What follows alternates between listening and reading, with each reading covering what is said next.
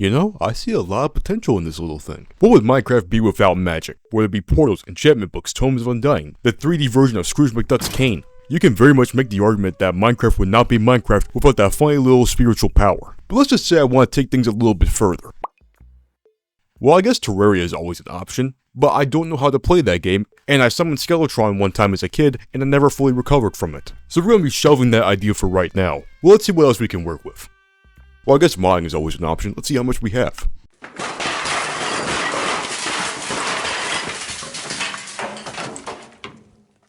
Huh. Why am I not surprised? Hi there everyone, my name is Blue Something, and I want to talk about a bit of a cool little discovery we made the other day. So, at complete random, I discovered a comatose body laying next to an old book. So, I did what anyone would do in this case. I saw a business opportunity, was able to get that dude's body to start astral projecting, and of course using that old book as a framework, gave myself a makeover and a couple inches. My editor highlighted that for some reason, okay. And with the help of my ghost companion / coma victim, we started exploring the magical world of Arcanas. And we hired out for one other guy. Doesn't really matter too much. What is important though is this. This is Witchery, developed by Amonov and last updated in 2015 for 1.7.10. The premise is simple. Witchcraft that isn't flashy. Instead of mana or life energy, you instead have to curate a garden, and that garden is where you get your source of power. And from there is where you start to create potions, run into new creatures, and fight the devil. Sounds like a grand old time, and it's all by one dude. How bad can this be? Okay, so there's no less than 11 books to read here. One of them is an extended edition of the other book. That extended edition is 85 pages. That rivals my daily college workload right there. And this is not even a book, this is a Wikipedia article. That is 4 layers of hyperlinks right there. And even then, there is still stuff you gotta go over to the regular wiki to look at. You know, just like the good old days. I'm sensing some overwhelming distress. Calm down, I got you. This won't take 11 hours, it'll only take 2, huh? We'll just load up a quick world here, we'll be all good.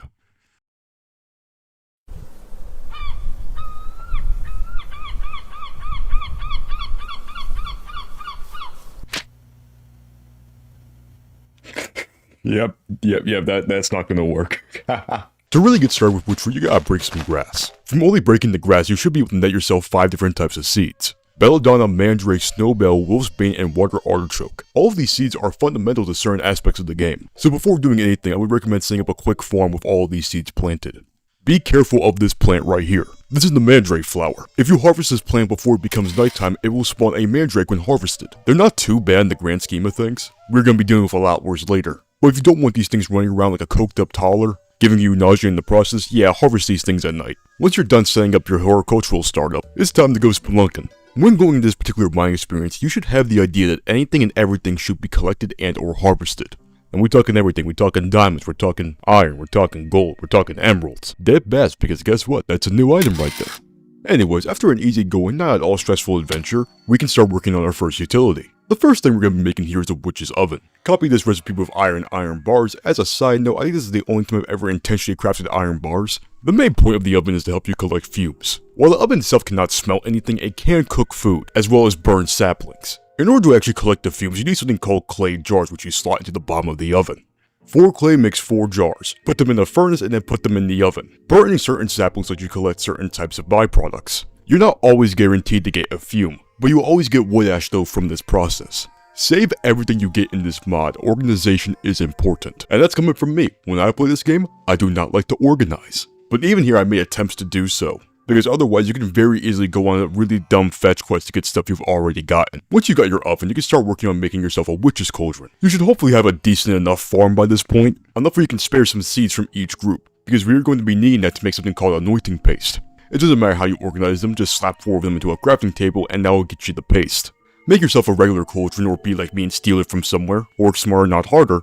Right click the cauldron with the paste and it will create a witch's cauldron. In order to actually use the cauldron, you're going to need an eternal fire source underneath it. You know what that means? Going to the nether and getting yourself some netherrack. But underneath the cauldron, put 3 buckets of wire in the cauldron, and there you go. What do you mean that took you 3 hours? That should have been the easy part. Well, now that we have a working cauldron, I need to take these 3 things and throw them in there. First is the mandrake root. You get this from harvesting a mandrake plant. The exhale of the horned one, a byproduct of burning birch saplings in the witch's oven.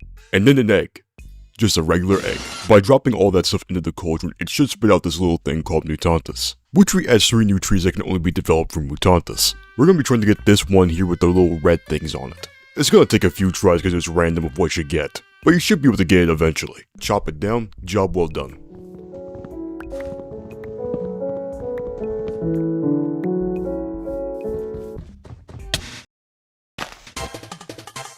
There it is. It may spawn with breaking excessive amount of ruined alder or hawthorn trees. Disregarding the fact it took one tree for this dude to spawn, this dude is horrifying, right? Like, I'm not crazy. Why it got spider legs? I think those are supposed to be roots. That's not the point. I got ambushed by a tree. Let's make a distillery. Attuned stones, purple diamonds essentially, are pretty important. The reason we need to get Mutatis and such was to get the Rowan tree, which if you chop it down and don't get jumped, lets you get its saplings, which when put in the witch's oven gives you whiff of magic. Do not whiff the whiff of magic, it's not a good idea. Anyways, find yourself your nearest lava pool, scoop that up with a bucket, stack those ingredients in the crafting table, and you got your purple diamonds. Now take 2 clay pots, 4 iron, and 2 gold, slot the attuned stone at the bottom of the recipe, and there you go, you got yourself a distillery. And while we're here, let's get all our other workstations as well. To make yourself a kettle, you get yourself 3 string, 2 sticks, 1 cauldron, and an attuned stone. Regular Minecraft cauldron, by the way, not the witch's one. However, it does kind of act like a witch's cauldron because you need to have a fire source underneath it, and you gotta put water in it, so that's kind of fun. And you know what? I'm starting to feel like I need to go into a coma. Let's make a spinning wheel. Check out this recipe, by the way. It's going to be fun. Attuned stone, 2 wood planks, 4 item frames, a piece of wool, and a stick. Someone feel free to explain that recipe, because I'm not so sure about that one. But yeah, that's going to be the 3-ish workbenches we're going to be tinkering with here. But you know, it's probably going to be a good idea to explain what each one of these things do. Outside of maybe the oven, the distillery will likely be the most used tool we have available to us.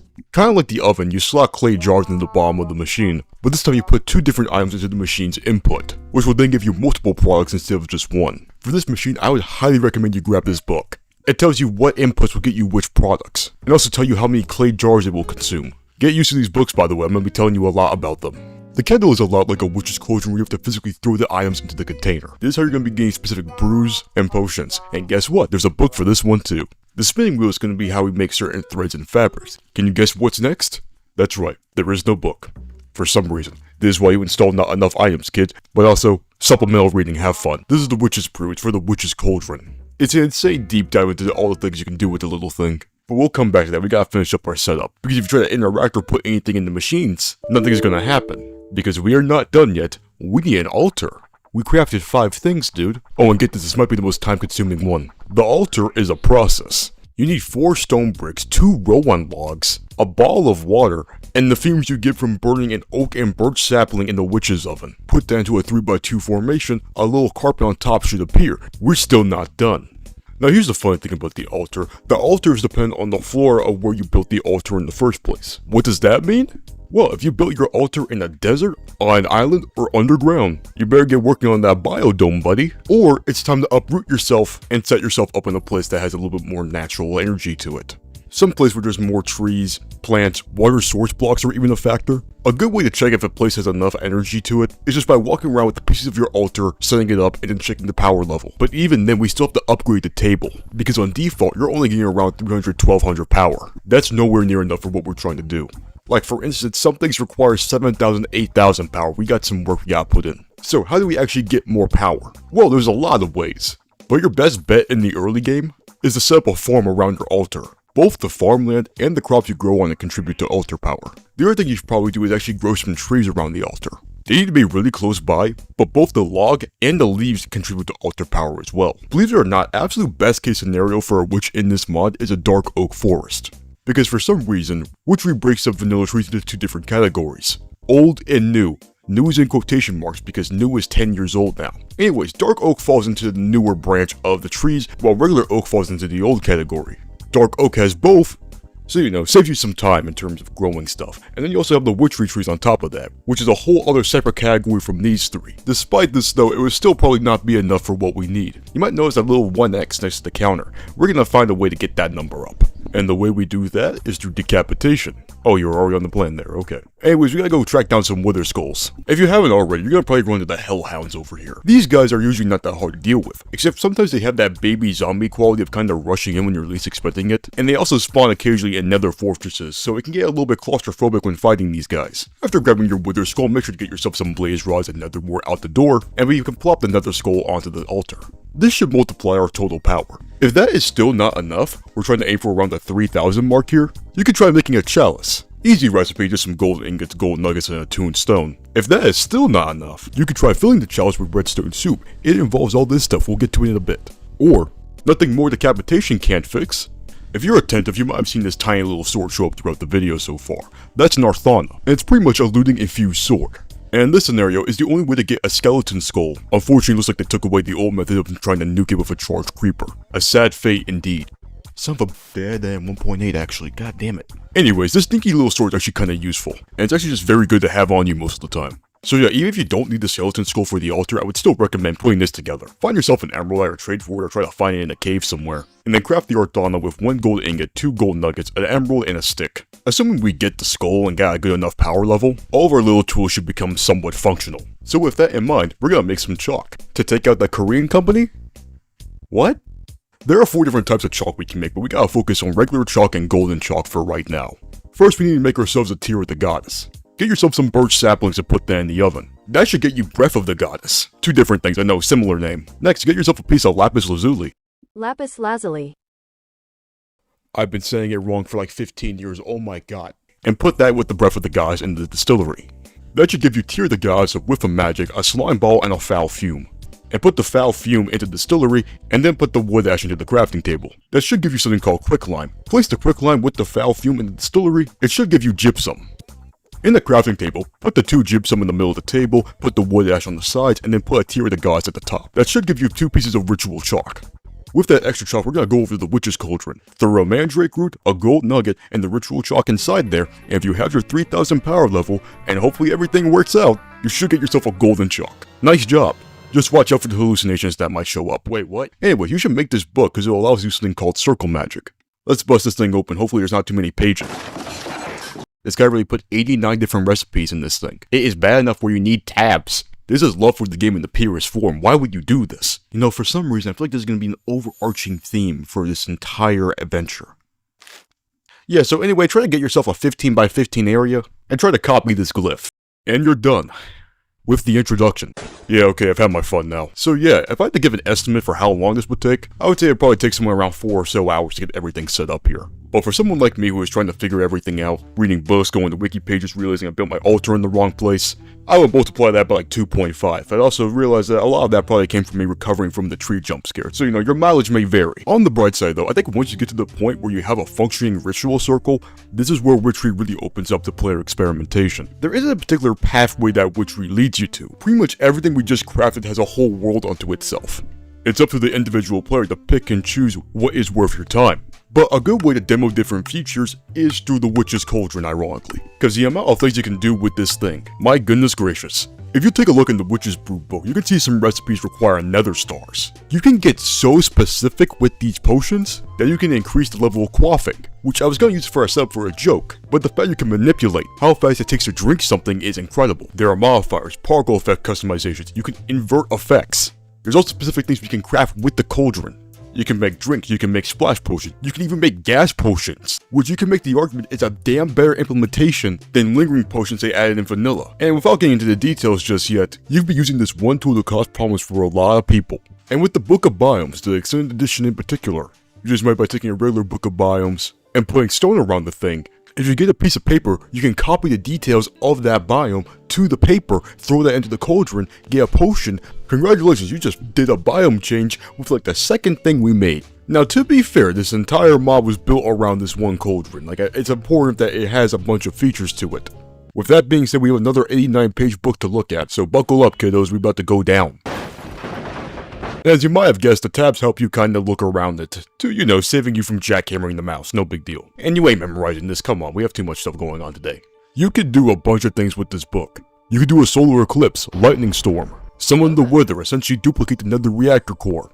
All of these require their own ingredients, and also may involve swapping out the chalk in the ritual circle. Infernal chalk is mostly used for summoning different types of creatures, or it can be used to inflict curses on people. We'll get to that in a minute. Otherware chalk is mostly used for teleportation. Teleportation in this mod usually works through these things, the waystones. They are made by putting flint and bone needle into a crafting table. The bone needle is made with bone and flint. There are 2 ways to bind waystones, one with a rite of binding that is found in the Circle Magic book, or with otherware chalk you draw out a 3x3 circle, which after dropping a waystone in there will create a bound waystone with the information of where that waystone was binded to. Fun fact by the way, these little waystones can be created in any dimension. There's also something called the Blooded Waystone, which instead of being bind to a particular location, is instead bind to a certain entity, including players. It can be found on page 9 and 10 of the Circle Magic book. But wait, there's two different recipes here. And this one instead calls for a charged tombstone. How do we get that? Well, on page 14 is the recipe. Assuming you have everything on this list, and drew out the circle properly, you should be able to throw everything into the circle, and then afterwards right click on the golden chalk in the center. Everything should start to gradually disappear and eventually spit out the tombstone, this time being charged. This is pretty important, all things considered. A lot of the more expensive recipes call for this type of stuff. But going back to the Blooded Waystone, make sure you have everything in the circle alongside the entity you want to bound to the Waystone. And then you should have this little thingy right here. Now, a couple things to keep note of here. Sometimes you need specific weather, sometimes you need specific times of days in order to complete recipes. And the chalk, just as a reminder, you're going to be swapping that out kinda often. You got all that? I think so. It's a lot, don't get me wrong, but it's still somewhat manageable. Good. We still gotta talk about Covenant's familiars. There, we're only like 10% the way through. When you step into a village in this mod, you'll see a couple of new things. But the main thing we're gonna have to track down is a witch that can be part of a coven. Don't get confused with this trader here, he's kinda useless. Well, that's not true. He can get you some specific things like slime balls and poppies, which may be hard to come by depending on your situation, but that's not what we're looking for. What we're trying to do is track down a coven witch. They usually should spawn in one of these shabby looking shacks. If you go up to try and talk to them, they should politely tell you to screw off. Fantastic. How do we make them not do that? Well, we need a familiar to make them respect us. Are you ready to commit some crimes in order to get a cat? Familiars are witchcraft assistants and are pretty needed to get yourself out of some tricky situations in this mod. They come in 3 different forms, that being an owl, toad, and cat. The cat's the easiest, the other 2 involve having to do some weird mutation stuff that we're not ready for just yet, so we're gonna go get the cat in the meantime. Only problem, trying to find an Ocelot pre-villager update. You know, in terms of the quality of a life department, this game has improved so much over the past couple of years. Please stop running away, I've been at this for 2 hours. Once we acquired the feline, we gotta take it back over to where our Circle Magic area is. Now, put it over in a safe place. We're about to do something that will probably have us on trial in the 1500s. Okay, so it's time to summon a demon, no big deal. For this, we need something called Refined Evil. That's made by putting diamond vapor and a gas tier into a distillery. Diamond vapor is by putting a diamond and oil of vitriol into a distillery, and oil of vitriol is what you get from putting a foul fume and quicklime into a distillery. Yeah, I mean, I told them to organize, I don't know. Make sure you have that outer circle of infernal chalk. Now, when this thing spawns in, I need to immediately run in there, completely negate any sense of self-preservation and try to trade for a demon heart. Or get obliterated, that works too. Wait, it's gonna try and kill me even though I spawned in? Yeah, it's gonna kill you.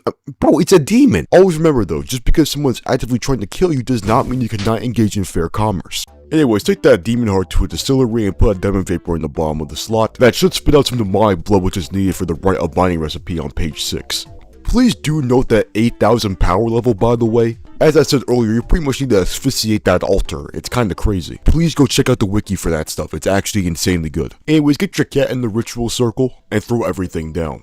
If everything happened correctly, the texture should change and the cat should now be considered familiarized. Now the cool thing about the familiar is that you're pretty much linked with the thing. So if you take damage, so does the familiar. If you die, the familiar will be dismissed. It is not dead. You can actually bring it back with the rite of summoning.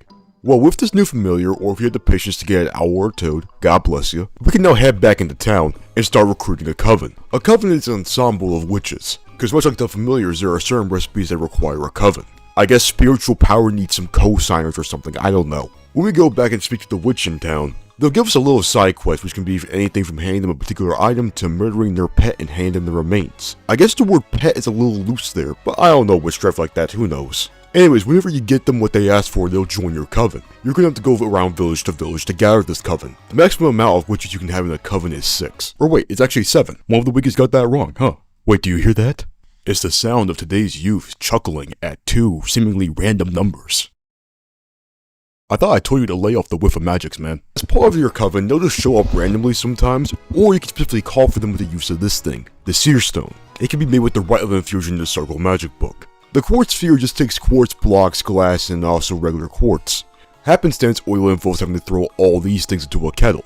This thing right here is redstone soup, which involves redstone, a tongue of dog, where you get that from killing dogs and hellhounds, a drop of luck, which is actually a cauldron crafting recipe. You throw that in with a mandrake root, nether wart, tear of the goddess, refined evil, and mutanus extremis. We're not talking about that thing right now, but it's made with mutanus and nether wart. Throw that in, you get a drop of luck. And then you need a belladonna flower, a mandrake root, and a wool of bat. Is that it? For now.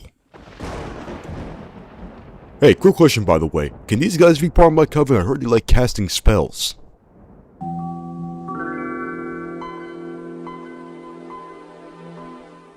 The kettle in a lot of ways acts as a more powerful version of a cauldron, giving you powerful brews and things necessary for infusion. For instance, the brew of the grotesque, which is away enemies. Before the potion of water breathing, there was the brew of the depths that just swaps your lungs for gills. The brew of infection does a lot of different things. You can make zombie villagers on the fly. Silverfish. If you throw it onto a player, it paralyzes them. But no, it's not regular paralysis. And this is directly from the Wiki, will momentarily freeze players as they clear the worms off themselves. That's some good imagery right there. R.L. Stein, get your guy. No, legitimately that's a fun detail, I like that. Now, let's talk about infusions. If you end up killing a witch, you may get a witch's hand, which is a very uncanny looking model, I'm not gonna lie. This is critical to using infusions. With the Kettle, you can make these very expensive brews. If you take that with you into the ritual circle, you get infused with pretty much superpowers. Take your pick, what you want. Ungodly teleportation, the ability to hold people within barrier blocks, earthbending, you can throw a piece of sand at someone if you want. It doesn't really have a purpose, but you know, I think it would be good to make a point. I don't appreciate the sand throwing, good sir. I apologize, that was me being out of line. And you just got straight up mind control. That and just absorbing the ability of other mobs. Loki is the best one, you shouldn't even bother with the other ones. Except maybe the teleportation one. Shout out to the squid ability, you were blinding people before the warrior made it cool. Now while this stuff is incredibly powerful, there are two little things you gotta keep in mind. Firstly, you gotta worry about meter depletion. You can only use your infused ability so many times.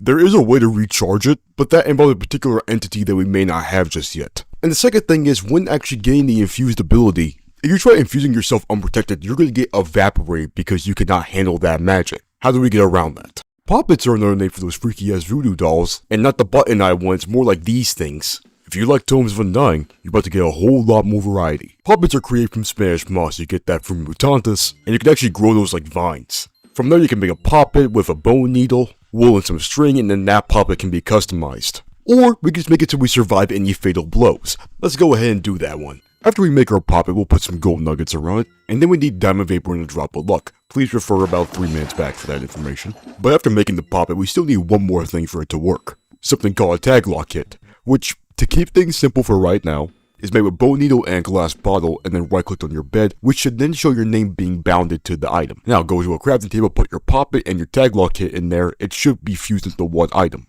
Next, activate the ritual in the circle magic, make sure you're holding the poppet in your hand, and if everything goes right, you should be infused now. Did I hear someone say they don't want to die? What? I never said that. I thought you would never ask.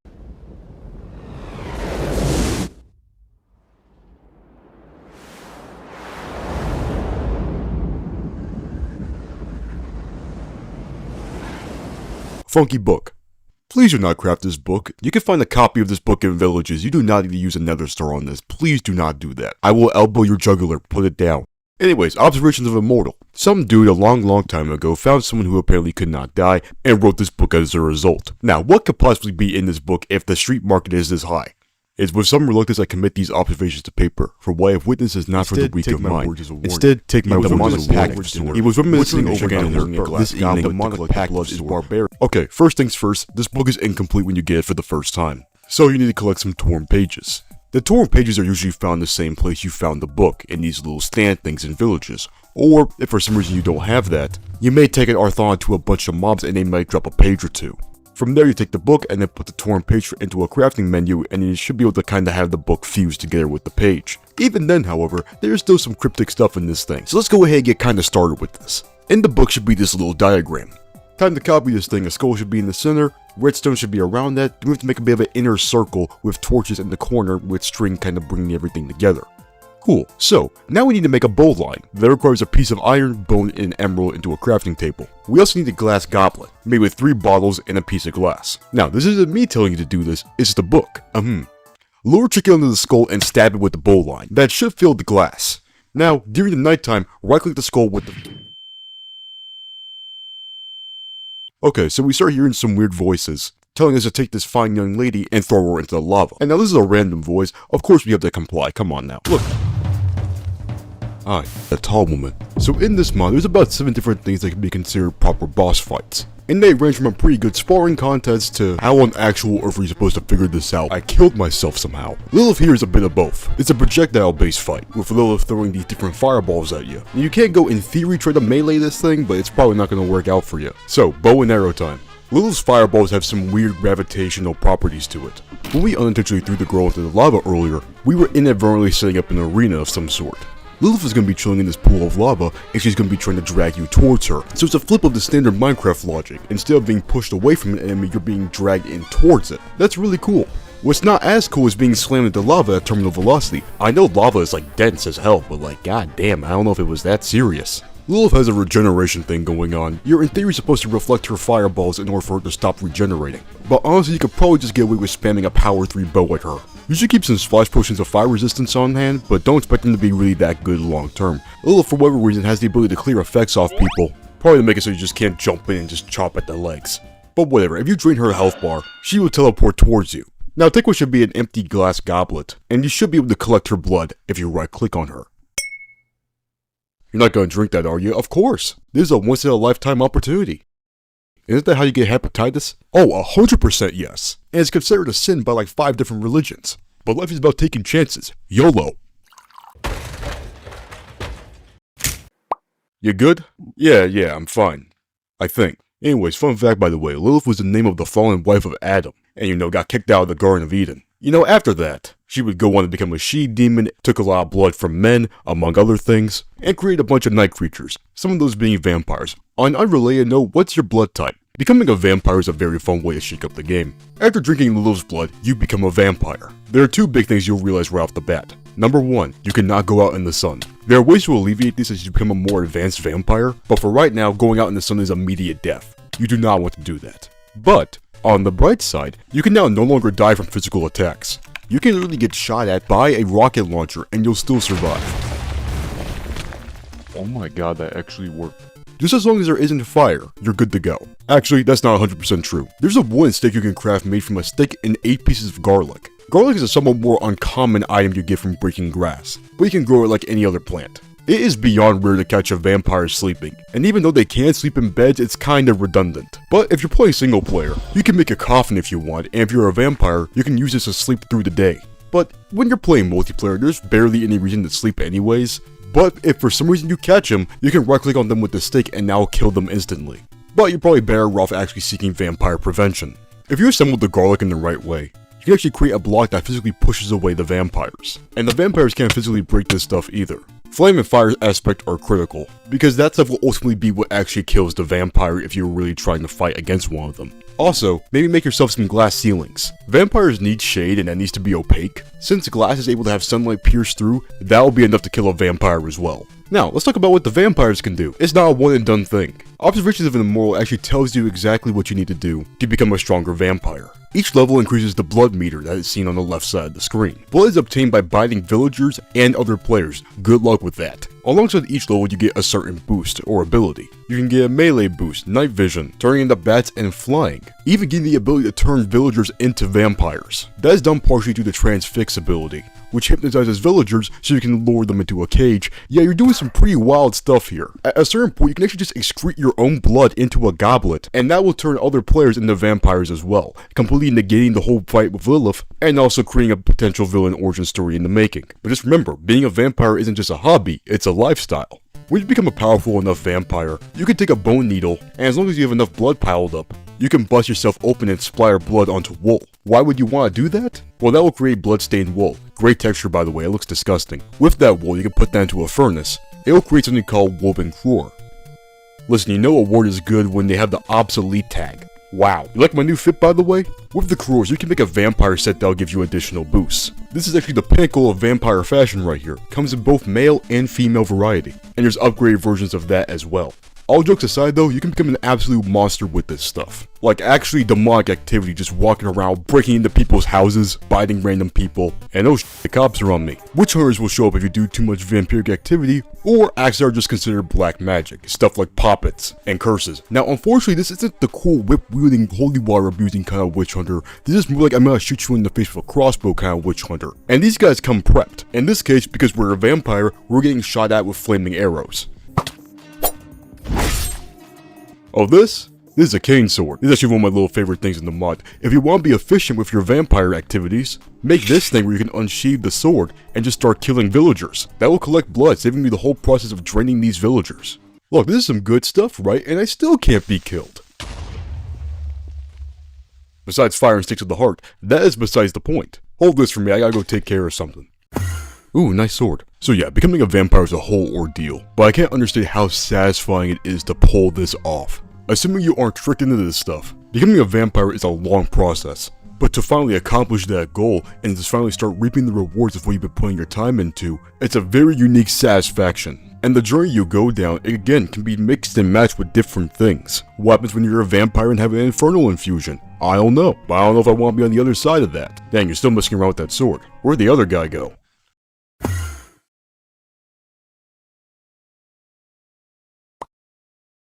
Something tells me he's gonna be a bit. Anyways, let's go. Oh my god, how long have you been there? Nah, it's cool, my friendly goes. I'm like the first guy from Christmas Carol. It doesn't matter. We gotta be time efficient. Let's go. Wait, what? No. Come on, this should probably work. I don't know why it isn't. There we go. How's it going, everybody? My name is Professor Spook. I've been a ghost for about 2 months now, give or take, and I wanted to come in here for a quick second and talk about tag log kits. While I'm sure many of you have heard of tag log kits once or twice prior to this presentation, you may not be fully aware of the full danger they present in the wrong hands. But just to make sure we're all on the same starting point, what is a tag log kit? Well, a tag log kit is something that is both used in rituals and Poppet creation. The main thing you gotta know about the tag log kits is that they need to be bounded for a specific person or entity for it to function. So how exactly does this binding go down? Well, there are 4 total ways to go about this. The first strategy here is to essentially pickpocket someone, go behind their back with a tag log kit, and right click. However, there is a chance of this process failing, and if so, it'll give you a little nudge telling you, hey buddy, someone's trying to commit larceny behind you.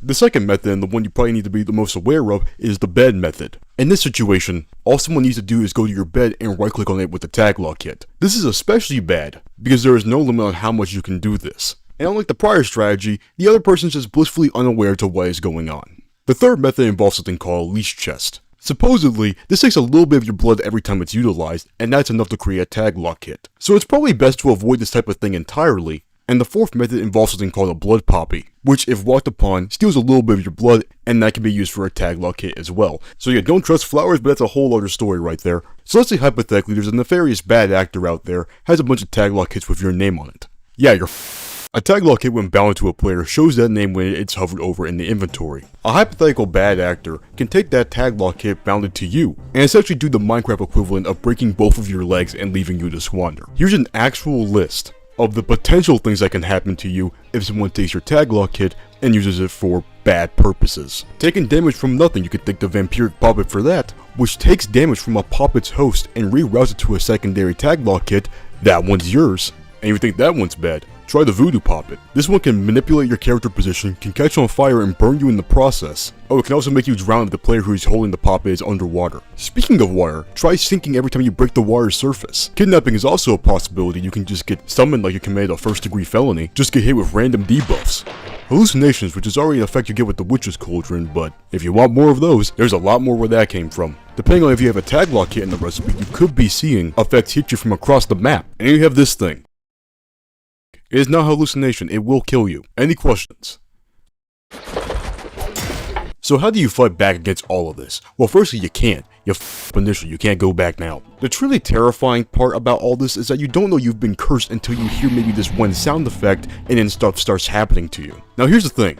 You could play a process of elimination. Curses can only be carried out when both players are online at the same time, but realistically, you kinda gotta treat it like you lost your wallet and just deal with the struggle. Lay low, don't make yourself a target, try to figure out what caused the tag log kit to be created in the first place, and try to ensure it doesn't happen again. If you're incredibly fortunate, there is a recipe for a statue of the goddess. If this is even enabled in your game, which it may not be, you're gonna have to throw down one of the most ungodly recipes I've ever seen. And if you right click on it afterwards, it should be able to clear the curses off of you. If that's not an option, you're gonna have to clear the curses off yourself manually. The Voodoo Protection Poppet counteracts anything made by both the Voodoo and Vampiric Poppets, and it is made with a Poppet, a yellow and red flower, both types of mushrooms, a belladonna flower, and a mandrake root. For everything else, you're gonna have to go to the Circle Magic book and clear off each curse individually. Not a fun time at all. But you know, this is not anything too permanent. Wait, hold on a second. Dude, are you alright? Oh, that's bad. Sup, y'all? Oh, it actually worked. The curse of lycanthropy, which is a new vocabulary word for me, is technically a curse but more falls into the vampiricism stuff we were talking about earlier, rather than the latter. In other words, you might actually want this stuff. With lycanthropy, you get turned into a wolf during the nighttime. And like the vampire stuff, there's a series of side quests for you to tackle. There's no book this time around, however. Instead, you must consult the wolf altar. It's made with stone, wolf's bane, and the heads of wolves or hellhounds. Oh yeah, you can get those now, I forgot to say that. Anyways, when you turn into a wolf, your height and hitbox gets shrunken down into a single block. This naturally already has some pretty interesting gameplay shakeups, especially because it's 1.7.10. This thing is mad old, you can't go prone. So having that to your benefit is really good. You also can't fight now. You can hold a sword, but it is about as effective as trying to stab someone with the flat side of a straw. And you just straight up can't use bows anymore. Also, once you get past the first level, you get the Moon Charm. The Moon Charm allows you to control when you flip back and forth between human and wolf form. That Moon Charm needs to stay in your inventory at all times. Even if you go up the ranks, if you lose that Moon Charm, you lose the ability to control when you flip. Oh yeah, and also you're weak to silver now. Now, let's talk about the elephant, which is actually a trick because it's the opposite of an elephant, because this thing can move freaking fast. And also you can jump higher too. And like the vampire stuff, things can get crazy once you talk more and more to this wolf altar, despite his insane ramblings. So of course when you're having this much fun, there has to be a way to take him down a peg. In order to make silver, you need to make a silver vat. It's a pretty easy recipe in the grand scheme of things, all obtainable through vanilla items. Place that thing adjacent to a furnace. And now whenever you smell gold, there's a chance of a silver dropping being produced. And you aren't restricted to just one vat, you can actually put multiple into a single furnace. With that dropping, you can make silver swords, silver bolts for the crossbow, because you can get that crossbow that the witch hunters were using earlier. We'll save that for later though. And wolf traps. What? Don't worry, there's regular bear traps as well. But as a wolf, as you're moving Mach 1, this could absolutely ruin your day, so just be careful of that. Isn't that right, little buddy? Listen, I know we got started off on the wrong foot here, or hand, I guess, but I'm looking for a fresh start here, you know what I'm saying? Okay, be alright. When you reach level 4 lycanthropy, you will be given the Horn of the Hunt. Blow the horn, summon the horned huntsman. There's actually two ways to summon this guy, by the way. First is obviously by the horn. The second way, you know these things? It's probably going to be the first thing that sticks out to you when you install the mod for the first time. Well, these are supposed to be strawmen, and they tend to look a little bit like a wicker man. You know, made popular by people like Julius Caesar and British roller coaster designers. Is that real? Yeah. This thing really only serves two purposes. Underneath it is actually a mob spawner that can be customized, but normally they either spawn skeletons or zombies. This could be useful in certain cases, and also free hay, which I never pass up, that's free bread. But hypothetically speaking, if you take a bunch of saplings, put them in a crafting table which makes bundles of wicker, get some demonic blood, place that into a crafting table, make bloodied wicker bundles, and make a duplicate of the straw men, this time with the bloodied wicker bundles, set that on fire. Oh, so this is why people go to that art festival. This is good. The Horned Huntsman is not that bad of a fight in the grand scheme of things. You don't have to worry about getting slammed feet first into magma or anything like that. But still can give you a lot of trouble if you don't know how to engage with him. I wouldn't really recommend melee for this. If he does attack you, he'll throw you up in the air, which of course enables fall damage. But periodically he will spawn a wolf, who will be very willing to bite your legs off. He's also a pretty good shot with the arrow. Oh yeah, and teleportation, no big deal. I'm good. Just keep an eye on him, just make sure he doesn't teleport behind you or in front of you for some reason. And yeah, shouldn't be that bad. When you kill the thing, it's gonna drop 3 wither skulls, some demonic blood, as well as a pretty decent enchanting book. But if you have lycanthropy, killing the huntsman allows you to transform into the wolfman. By holding down shift with the moon charm, you will transform into a very buff dog. Oh, so this is why steroids are regulated. Jesus Christ. The wolfman form is pretty much a living tank. Besides your life bar being doubled, which later down the road can actually be tripled, you now have a much higher jump, in addition to having enhanced melee damage, because that is your only option to fight now. Now I won't even pretend that is not a serious drawback. Literally, if you hold anything in your hand besides the moon charm, it will get thrown out of your inventory. You still can't wear armor, silver still does a ton of damage, and although you can move fast, it's not comparable to the regular wolf form. So what's the point? Well, firstly the health bar, I think that's still an important factor. But once you become a level 8 lycanthrope, any melee damage you do will pierce through any armor or resistances. Now that's pretty good. But you can eat the corpses of horses now, and spiders, and creepers, and pretty much every living mob. So that means zombies and skeletons are off the table, but pretty much everything else is fair game. Didn't even taste that good, man. I just ate an iron golem, we're doing good over here. It's a delicacy in some countries. You can also howl, depending on which form you are, does different things. Oh, you also can make werewolf minions too. Lycanthropy at the end of the day is a curse, which is why I'm still gonna try and go after this dude after this whole thing is done. If for whatever reason you want to be cured of this stuff, I hope you have a 10,000 power table, buddy. Oh, I'm hurt! Notice how you have to engage with the silver and also work on one of the more complicated recipes with the kettle. That ain't a coincidence, that's a hard right turn. And don't worry, vampiricism is the same way. Also, it looks a little bit disturbing if you see someone like this peer into your window. Yo, watch this. Hey buddy, you want a bone?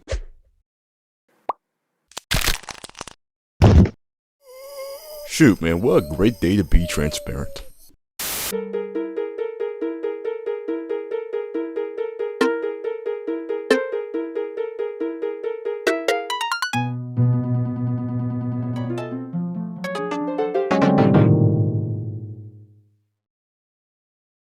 There we go. Anyways, you guys ready to do some more reading? I was born ready. Witchcraft, conjurations, and fetishes. Second definition on Google. You know, just to cover our bases. This, as you may or may not recognize, is a brazier. Spelled like this, again, to cover our bases. The brazier has a pretty easy recipe except for one thing, the necromantic stone. It's a stone fused with dark magic. The way you get this is through the circle magic, requiring an attuned stone, bone, rotten flesh, wood ash, and an iron sword. But there's also something new called spectral dust. Now how do we get that? You could just go to town on a bunch of zombies with an Arthana and you may get it from that, but that took me using almost an entire Arthana and I just straight up gave up after that point, but it is possible. But there is a more, let's just say, guaranteed way of getting spectral dust, and it's actually really cool. Get out your circle magic book and turn to page 56. Grab all this stuff, throw it in the circle. Spectral pig. Let's go. This is a spectral familiar, which is different from the other familiars we were talking about earlier. This one will follow you around. If you give it a diamond, it'll actually find ores for you. Hey, didn't you cry when Ruben died in story mode? Who told you that? Oh, the pig. Oh, but if you do feel like giving the pig the slaughterhouse treatment, it's a guaranteed way to get some spectral dust. Now that we have our stone, and we made that funny little heater, we can do a couple of things with this. You take the items in the recipe book, you can throw them in the brazier, they will stack, and you can light that with a flint and steel. At this rate, you can create a small strength or resistance aura, disappear if you're within a certain radius of the brazier, and summon a bunch of particles, cause why not? Now this is all good and stuff, but the reason you're making a brazier is to summon ghosts and spirits. And in order to do that, we have a bit of an adventure to go on. This is a brew of sleeping. You gotta make this thing in the kettle, remember that thing? By throwing in purified milk, here's how you make that. An odor of purity is made by burning a hawthorn sapling in a witch's oven. With a magic, a cookie, an icy needle, which you may get from harvesting a snowbell plant, a wire artichoke globe, and a brew of love, which is made by throwing all of this stuff in a kettle. This is a very dangerous drink. By drinking a brew of sleeping, it will physically knock your character out and bring you to the spirit world. He needs some milk. This is an exact copy of your overworld seed.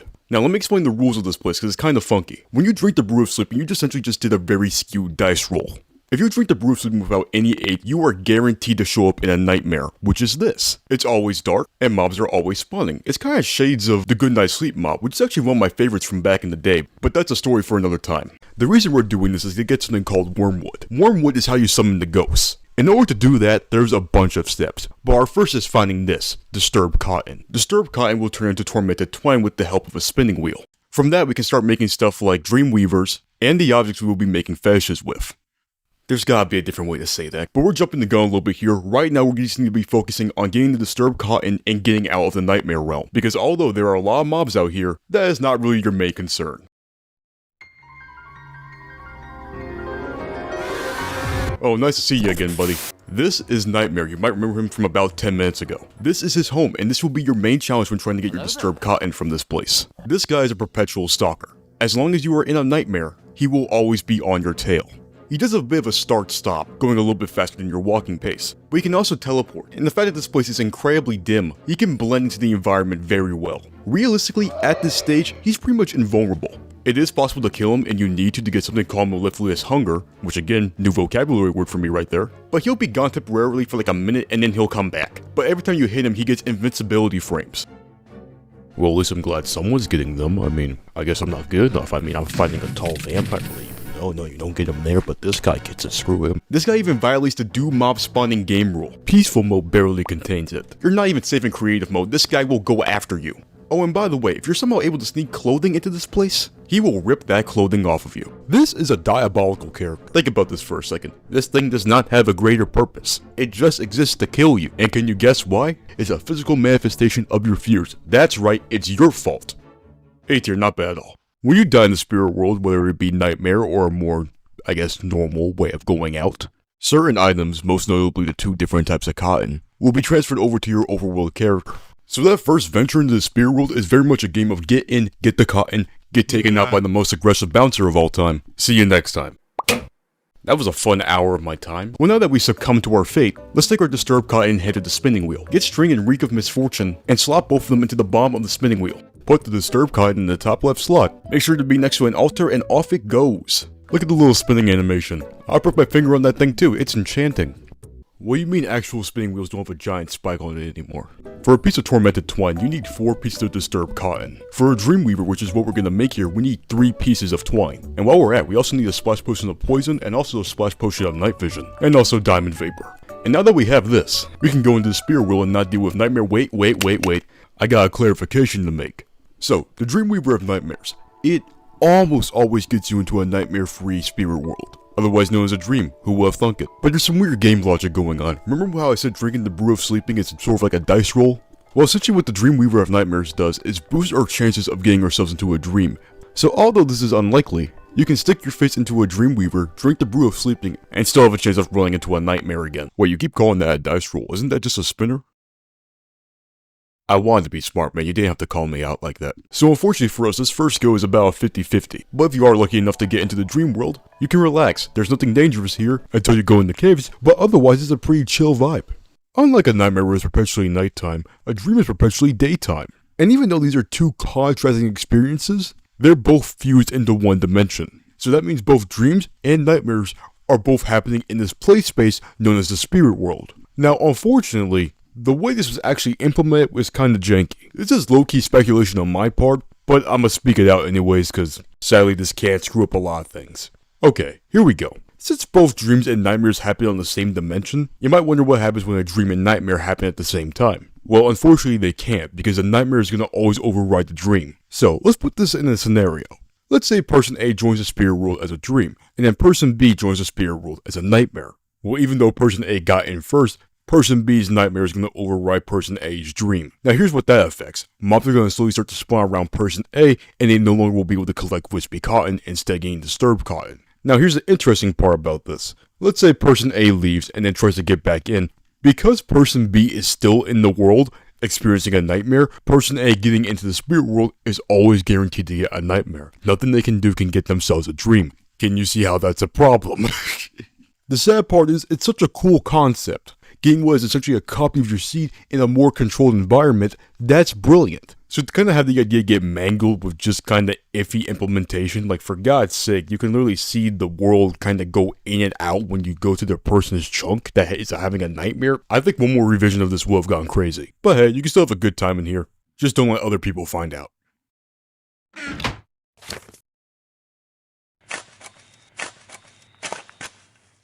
You weren't supposed to find that. Yeah, I know. I got some slippers if that helps though. Oh yeah, and you still can't sleep in beds. The more things change, the more they stay the same. When you're having a dream in the spirit world, tiny little particles can be seen flying around the area.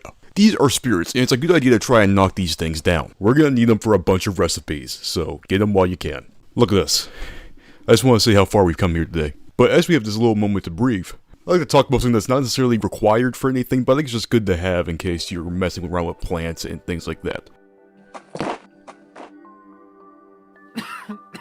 This is Witchcraft Herbology. It gives you details about every plant in the mod. Well, almost everyone. We're missing wormwood, which speaking of that, let's go grab ourselves our cotton. Now that we don't have a nightmare to drag us back to the overworld, you might be wondering how do we get out of here? Well, you could always just do a gainer off a cliff, but an alternative way of leaving is actually going back to our basics, foreshadowing. If you can cultivate some snowbell plants, they will drop an icy needle. If you right click that thing in the spirit world, it will bring you back. For some reason, I don't know why that's a feature. At first I thought it was for vampires, you know, invulnerability and all that. But no, regular damage will take you back, and even nightmare will take you back even though you are a vampire. So, weird little feature, but hey, save me some time with some stuff on the back end, so I won't knock it. Once we collect 4 pieces of wispy cotton, that'll be enough for the wormwood recipe. Or ritual, I think ritual might be the better word in this case. This is what it should look like after it's done. The wispy cotton should be on the left, right, top, and bottom, while the water block should be diagonal to the crop of wheat. New tool alert, this is a mutating sprig, which is a piece of Mutantis Extremis on top of an end twig. Mutantis Extremis allows you to do a couple of things that regular Mutantis cannot. Most notably transform cactus and sugarcane, transform dirt blocks underwater into clay, and transform grass blocks into mycelium. You get it from throwing Mutantis and Netherwar into a witch's cauldron. The int twig, as you can probably guess, comes from an int, which of course I got through very conventional methods. You do not need to ask me about how I obtained this item. I think I'm going to jail. Jokes aside, taking out the int is not that difficult. It just moves freakishly fast, and if it does attack you, it will throw you up in the air, which is annoying. But after killing it, you will be able to get the int with nearly every time. And once you make the mutating sprig, right-click the wheat in the center. If you aligned everything correctly, you should get a little wormwood stem. From here, you just use regular bone meal like any other plant, and it drops seeds. Thank God we never have to repeat this process again. Anyways, you guys ready for trip number 2? Here we go.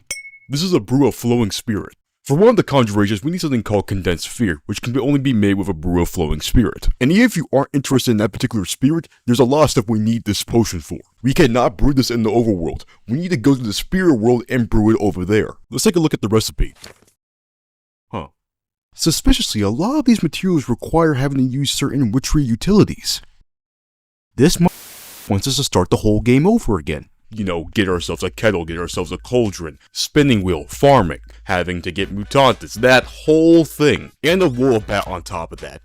So I tried to go into the nether to get some netherrack, but when I went into the portal, it didn't even let me move, and then it shot me back into the overworld. I don't think I can get netherrack into the spirit world, y'all. Alright, so, kid you not, I had to manually set the cauldron on fire. So, I had to make 2 flint and steels. I went underneath the cauldron and lit the thing manually. I had to time it so the cauldron could complete its animation for spinning up the mutantis. I think I know where the fetish part comes in now. This isn't normal. When you throw the brew of flowing spirit, it creates a flowing spirit source block. You can pick up the source block with a bucket, but you can never put it back into the splash potions, which is what you need for crafting, so that kinda sucks of how expensive it can be. But if you step in it, it'll give you a regeneration 2 effect. By throwing the stuff down next to a dreamweaver, it can actually up your chances of getting into a dream. Each source block gives you around a 10% chance, and maximizes at 3 source blocks, giving you a 30% boost. But hey, listen, before you do a trust fall in the lava or something like that, here's a little cool thing you can do with this. Alright, black and white filter tie on, we good. This is 8 snow blocks put into a small portal shape. Let's watch what happens when we throw this potion onto the portal. Now, we can't use this just yet, but if you were to go and fight our favorite monster... Alright fellas, I'm looking for a clean fight here, no hits below the belt and or tendrils. Keep it clean, let's go.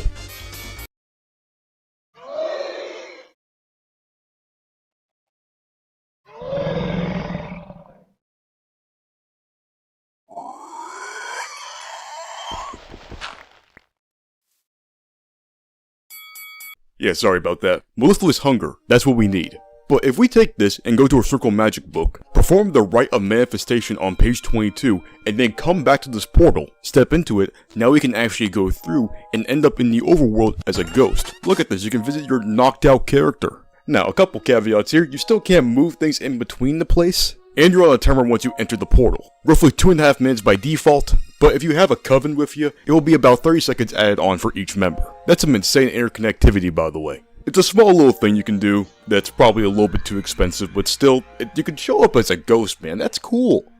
Well, whatever. We got our dumb potion, let's distill this bad boy. If you slide an oil of vitriol at the bottom, the distillery will fire up and give us a forceful will, condensed fear, and 8 brews of hollow tears.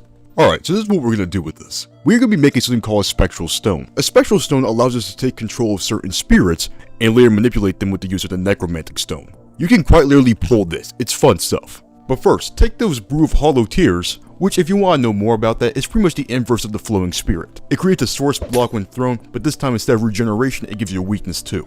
Take one of those potions, and grab 5 subdued spirits from the spirit world, put them into a crafting table, and that'll give you a congealed spirit. Finally, grab your necromantic stone, the congealed spirit and condensed fear, some spectral dust and a bowline. We can do a rite of necromancy on page 71. And with this, we can now finally start playing with these damn ghosts. Check him out, this is the Spectre. He looks like this. Can you see him? Yeah, me neither. So of course, when you can barely see the thing, you gotta give it the greatest DPS known to man. Look at that. The succubus is telling you that's too much life drainage, bro, Jesus. No telling you how you died, just your soul getting ripped out in a fraction of a second. MVP contender, he's up there with the tree. The Banshee, fantastic melody, no notes, absolute perfection to the ear. it's still better than a 6ix9ine album. The Poltergeist. This sometimes shows up if you summon the aforementioned ghouls. They're passive unless you attack it. They open up doors, chests, throw around dropped objects. They're pretty annoying, that's kind of their point. But you may recognize they're not exactly as deadly as these two. And considering that we need multiple of these things to bind them to the fetishes, how do we avoid looking like a skeleton with our ears popped off? Oh, sup, you like my new fit? This is the Necromancer's robe. This pretty much acts like a hazmat suit, so when we're dealing with these things, we don't die instantly. Alright, let's see what it takes to craft this thing. Ooh, new leather item, let's see what we got. Second definition on Google. Shoot man, why didn't Little Alchemy teach me about this? Anyways, to make the saturated leather, we need the leather with a magic and diamond vapor, a necromantic stone that seems to be getting a lot of work today, and golden thread which we get from putting hay bales and a spinning wheel with a whiff of magic at the bottom. For some weird reason, the banshee does not recognize the necromancer's robe, so to not die from its screams, get yourself a pair of earmuffs. Only 2 wool and 5 leather. It's nice to have an easy recipe every once in a while. What's cool about this is that these things actually deafen your audio. It also makes things easier to deal with mandrakes. You won't get nausea from harvesting them. They still suck though, so, you know. Life is so peaceful, you know. And if you can't deal with the poltergeist being invisible, you can always make the brew of revealing, which is made of 2 spire eyes, a carrot, an odor of purity, and a night vision potion in a kettle. Side note, I just like how this guy looks. Just feels right. Alright, time to finally mess with the bra. Stove. It's a stove. It's actually a heater, not a stove. Shut the fuck. The way the spectral stone works is that it actually holds different spirits within itself. The binding recipe is on page 7 in the Circle Magic book. You can do up to 3 of the same kind, and you can summon them by holding right click with the stone. However, these are one-time uses, so just be aware of that. There's 2 real ways you can use this mechanic. First is a storage system for making different types of fetishes. It gets a little bit troublesome having a bunch of different ghosts walking around just as a fact of life, I guess. The Necromancer stone can be used to actually direct where you want the ghost to go to. If you don't feel like doing everything with the spectral stone, the alluring skull can pretty much do the same thing. Maybe with a skeleton skull, a Necromancer stone, 2 glowstone dust, and a voodoo poppet, spectral creatures will just be naturally attracted to the area after you activate with the Necromancer stone. But you know, just to see what happens, let's see if we can try using this as a weapon. I got 3 specters up in this thing, and I got a mutant skeleton. So let me just right click the guy with the stone, and he should be here any second now.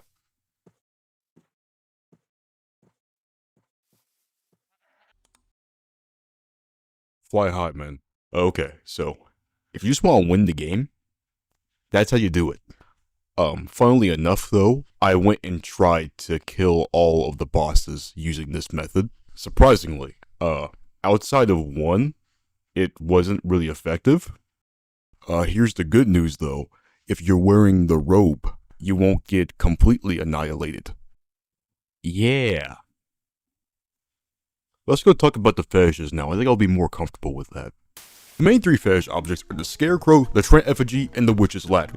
They all do the same thing, so let's just use the Scarecrow because that's the easiest. A Scarecrow requires wool, sticks, a jack-o'-lantern, and a tormented twine.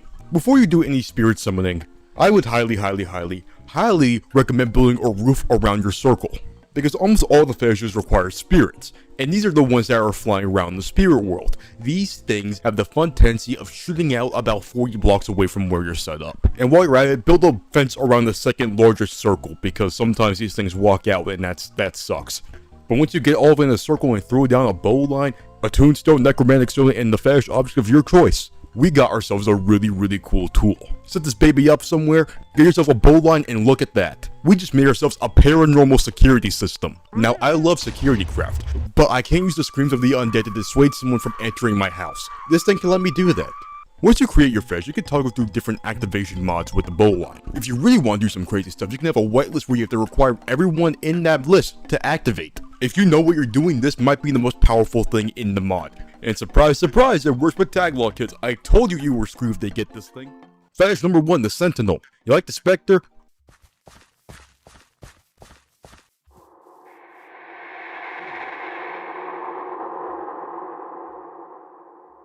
Okay, so what happened was, whenever you get close to the Scarecrow, it just spawns a Spectre.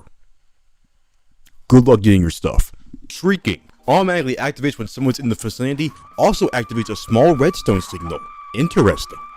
Disorientation. You can't look at the fetish. Your neck snaps 180 degrees if you do. What am I looking at, an angel? I physically can't comprehend what I'm looking at? Ghost walking. If you manifest from the spirit world, you no longer go back if you stay around this thing. Wait, is that how you... Yeah, fun thing about that actually. Fetishes can be brought over to the spirit world, and when specifically placed there, not only will its effects happen in the spirit world, but will actually happen in the overworld as well. So yeah, that's gonna be a fun detour. You know, having to make a journey to the spirit world to remove the thing. Also, it's a very good way to end up in a coma. That's what happened to me. Dang, really? Yep, dude, somebody put this down, crushed my whole trachea. Okay. Voodoo protection stops certain rites that happen with cat familiars, and also stops any rites of transposition. If you want to clear out this thing, just put a bucket of wire on it. That will clear all the tag lock hits from it. Who knew a scarecrow could do so much stuff? I just thought they made bombs with it. Both kinds of bombs. Okay, let me... So I should have cleared the curses off you. I kept the lycanthrope because that might be helpful. Just carry that moon charm around, you should be okay. That is the core of Witchery right there. We covered everything. From the beginning to the Poppets, to the circle magic, to the brewing, to the spirit world, to the familiars, to the infusions. We did everything. Except one thing. What is a magic mod without a magic wand? This is a Mystic branch. And guess what? This is our last book, Witchcraft Symbology. After you murder another int in cold sap, head over to the Kettle, which this time we're gonna make Mystic. I don't even know what that word is. This requires a redstone soup, potion of strength, diamond, room 1 sapling, and demonic blood. Creeper hearts show up occasionally when you kill creepers. You can actually eat one of these things and you'll just explode. I really hope there was a situation where like someone was being held up and they had the creeper heart and like just killed everyone. Yeah, let me take that away from you. Oh man. Anyways, take your Mystic Unguent and your End Twig and then perform the rite during the night. And look at that, we get ourselves a magic stick. The symbology book tells us about a couple cool things we can do with this thing. The way the Mystic branch works is that you need to draw out the patterns. You can do a couple of small things like locking doors, creating wire, creating fire. You can actually summon the Dark Mark, which I think is a homage to Harry Potter, but also looks like it could be one of the things that killed Dr. Facilier. Damn, neither of you? Screw y'all, that was a good movie. We have a couple of types of magic that are labeled forbidden. These can only be performed when you have an infernal infusion, and they're more, let's just say morally gray. It's torture and mind control, with torture just being a projectile that damages you and mind control pretty much being a way to lock enemies in place and then have them go after something if they attack you. However, these aren't the only spells that are locked away from you. There's a few strokes you can draw that will give you a message saying you haven't learned this effect yet. In order to unlock it, you need some demonic souls, which the first step is to go in the PlayStation store and drop $69.99. Wait, I meant to go make a deal with an imp, but that's what I meant to say. On page 51 of the Circle Magic book, there's a recipe for an imp spawn. But before you go and do that, you should probably make a demonic contract. Easy recipe, just paper, string, and a raw pork chop. That's a fun one. Huh. That's weird, that should be working. I need to do... Oh, it's raw pork chop ? Which is different from a raw pork chop because it comes from putting mutatis and Ryan flesh on a crafting table. That will make a contract. But before you give it to the imp, make sure to put your name on it with a tag lock hit. Once you summon the imp and hand him the contract. Oh my god, you need a coven for this, really? Once you summon the imp and hand it the contract, I swear to god this thing just called me broke. You are a block and a half tall. It will need 25 levels from you in order to make a deal. You can give it certain gifts to unlock certain abilities and items. Sup Piglin, how you doing? When he does drop an item, you do unfortunately enter a cooldown. But the item it drops can be just drank right then and there and it'll allow you to cast that magic like any other spell. So what do you think? That was a lot. Yeah, I get that. But you gotta admit, there's some interesting cohesion going on here. You know, when I first started working on this project let's not talk about how long I've been working on this. But yeah, you're absolutely right. This is a lot. And probably is a bit of an acquired taste, I won't lie to you there. Originally, when I was jumping into this, I was excited about the idea of having a magic-based mod that wasn't just, you know, having mana and shooting stuff out of a stick. Not saying there's anything necessarily wrong with that, it's just not for me. If I could best summarize Witchery, it feels like a bunch of small mods all linked together. Now normally that would sound like a disaster, leaving you with a bunch of half-finished pieces that don't exactly click together with anything. But miraculously, every branch of this mod has some sort of link and tie to connect it with something else. And hey, if you don't feel that silent hand guiding you to explore other options, you definitely will after you get obliterated by some player-made poltergeist. The multiplayer component was also the thing I found the most interesting.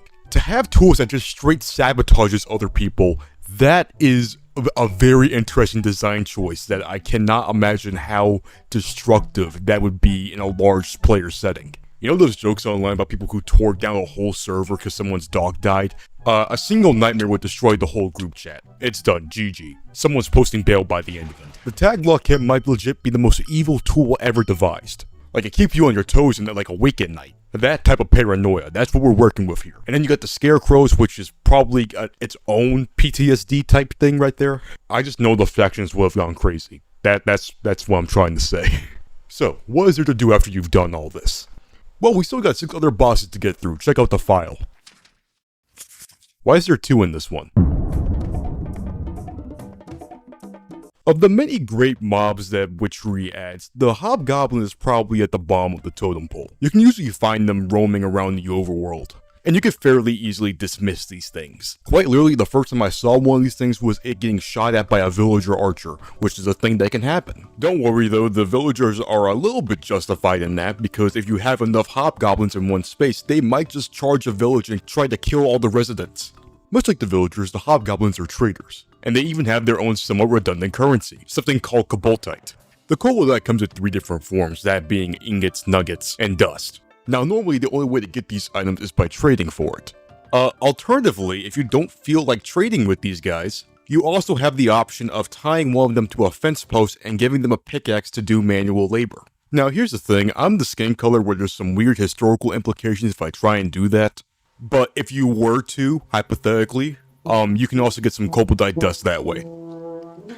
I'm gonna go apologize to my ancestors real quick. Once you trade your way up to Koboldite ingots, you can actually make a Koboldite pickaxe, which is the same equivalent of a diamond pickaxe. And also, if you give it to your tied up Hobgoblin that may or may not exist, it'll start mining like crazy. So that's an option for a weird auto mining tool if you're in the market for that. Alright, thank you. They told me not to be in that type of market. But hey, did you know that Hobgoblins were religious? So religious in fact that they have a spiritual power to them when they're praying. And we can utilize that to recharge our infusions and also whatever we're doing with the missing branch. If you take a Koboldite ingot and 5 pieces of stone, you can make a statue of a Hobgoblin patron. If you take it to the magic circle, you can turn to page 11, throw down a belladonna flower, a poppy, and a dandelion. If you throw the statue down alongside that, you can do a rite of binding and put your name on the statue. So, find some Hobgoblins, put the thing down, and they'll eventually start praying to the statue. Now you are probably fine keeping this thing up, just indefinitely. But if you have enough Hobgoblins praying to the statue, or just use a nether star on the statue, that will summon the 2 Hobgoblin avatars, Mog and Gulg. This one's Mog, this one's Gulg. Mog is equipped with a bow and arrow, and has a pretty forceful shot. Meanwhile, Gulg is equipped with nothing but his bare arms that he is going to toss you in the air.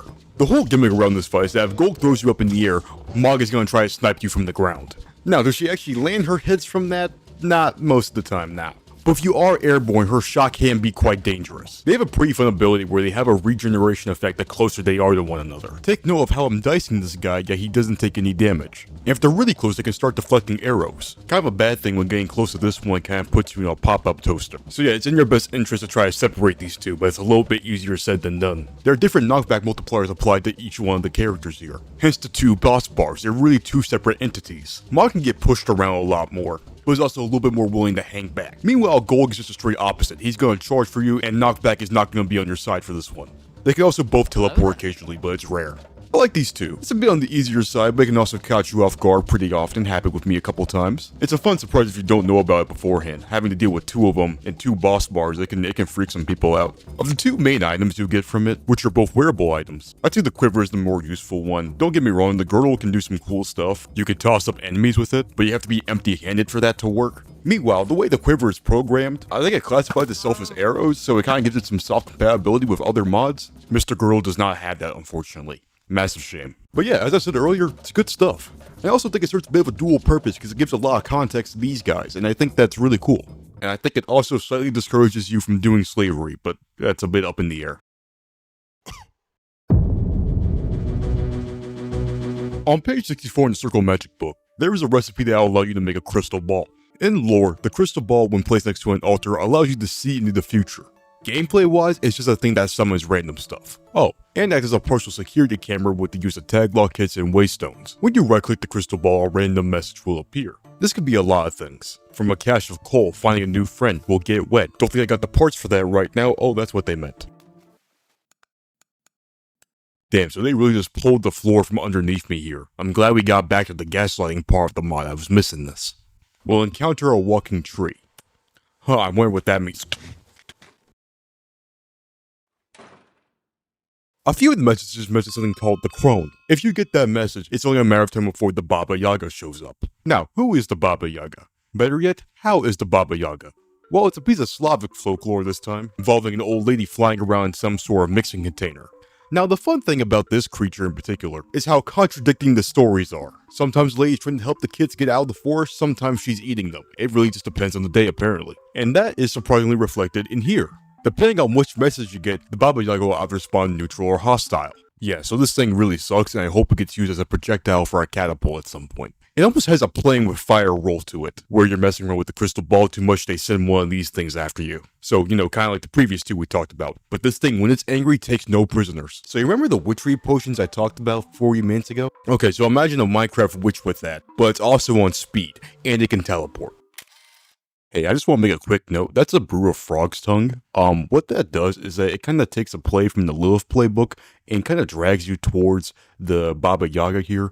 The problem with that is she's throwing these potions really, really quickly, and now you're at point blank range. I believe this is what the generation right now calls being cooked, which is very ironic because of who we're dealing with right now.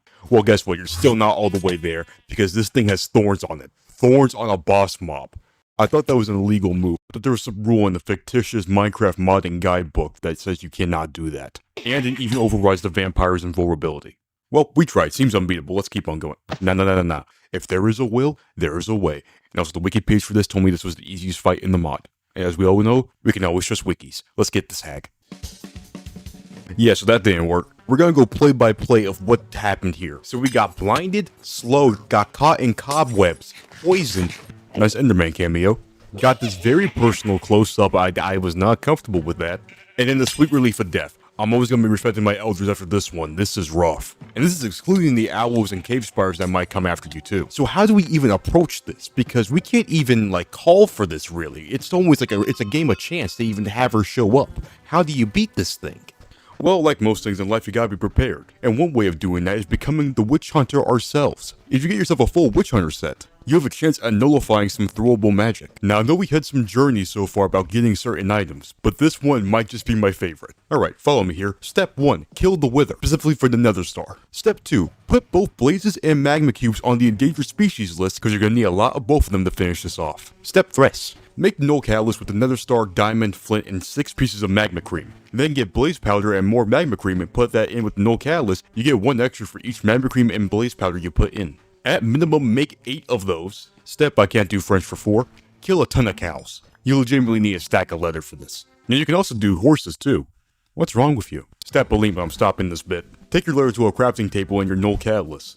Put the null catalyst in the center and the leather around it. That will make something called null leather. With that, you should be able to complete the full set, can be enchanted, good stuff. But what's also cool about this is that you can actually dye the clothing. Legitimately, really cool customizability here. I like it a lot. Additional step, if you'd like, you can make the Witch Hunter Pistol Crossbow. This is made with 3 pieces of iron, a bow, stick, string, and bone needle. This is a very funky tool. Similar to the crossbow we have today, it allows you just to shoot an arrow without having to charge it up. However, the way you actually load this thing is whack. You have to shift and right click. Now, I think that's somewhat realistic, but whatever, I don't know. To load these things, you need different bolts. You get the wooden bolt, nullifying bolt, bone bolt. That's a fun one to say, you should try it. Splitting bolt, and silver bolt. A nice detail here though is each bolt has a different texture, so you can probably also play a psychological game with that. That's the first thing you think of, yep, and I'm not apologizing for it. Something you should also probably grab for this is the seeping shoes. This is a wacky recipe, check this one out. With 2 impregnated leather, 2 witch's hands, 1 golden thread, 1 redstone soup, and 3 milk buckets, you can absorb poison and turn it into bone meal. I think I've become Ent. Look what the Baba Yaga did to me. Okay, cool story, man, but we still gotta get past those thorns. How do we do that? So you know your great diamond sword probably dropped 25 or 30 levels on it, got fire aspect, got sharpness, got smite, got the whole shebang on that thing? Trash. Get yourself a wooden sword, no joke, and make that the most busted item you've ever crafted. The wooden sword can pierce through the Baba Yaga's thorns. I almost have to give it a little bit of props, because I have not used a wooden sword for anything besides crafting in like a good 7 years. But hey, if you feel like the wooden sword is a little bit too insulting to you, you can always fight the Horned Huntsman again. You see that spear? Sometimes he drops it. It's not guaranteed, but he does it sometimes. And it's made out of wood apparently, good enough to stab this thing. So yeah, if you got yourself a couple buckets of milk and an infusion to allow you to catch your breath, it's doable. Also, supposedly 3 of them could show up. I wasn't able to get that, but apparently that can happen because Baba Yaga is like an alias. It's really weird. So after all that effort, what do you get from being the Baba Yaga? Well, it'll occasionally drop its hat. Now the funny thing about the hat is that it's just an advanced version of the already existing witch's hat, which can be crafted already with 4 impregnated leather, 2 golden thread, and a piece of glowstone dust. Baba Yaga's hat has an additional chance of getting an additional brew, as well as some random teleportation if you're infused. Now where this gets really good is when you get yourself the witch's robes, because that additional brew chance actually stacks. The ropes can be made with 7 pieces of impregnated leather, a creeper heart, and a golden thread. I consider this a pretty good pickup. While the value very much depends on how much you're actually brewing stuff, the chance of potentially tripling your output just cannot be ignored. So I guess it kind of depends on what you want and if you think it's worth rolling dice in order to get her to spawn and hopefully not jump by 3 of them at the same time. Godspeed, Yaga.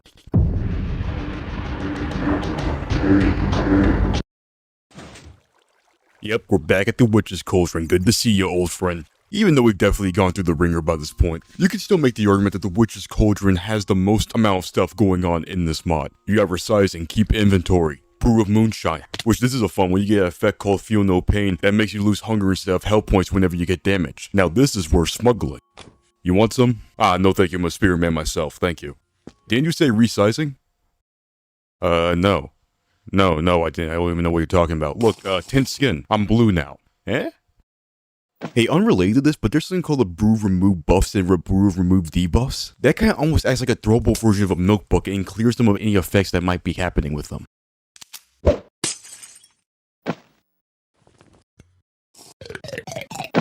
Jesus, man, how many of those have you been popping? Let me see. For a power 3 potion with max duration, is a minute 20. Convert that to seconds, that's 80 seconds. 75 minutes, multiply that by 60. That's 4,500. Divide that by 80. Round as the nearest integer, 57 back to back. The blood helps with the pain. Okay, let's go.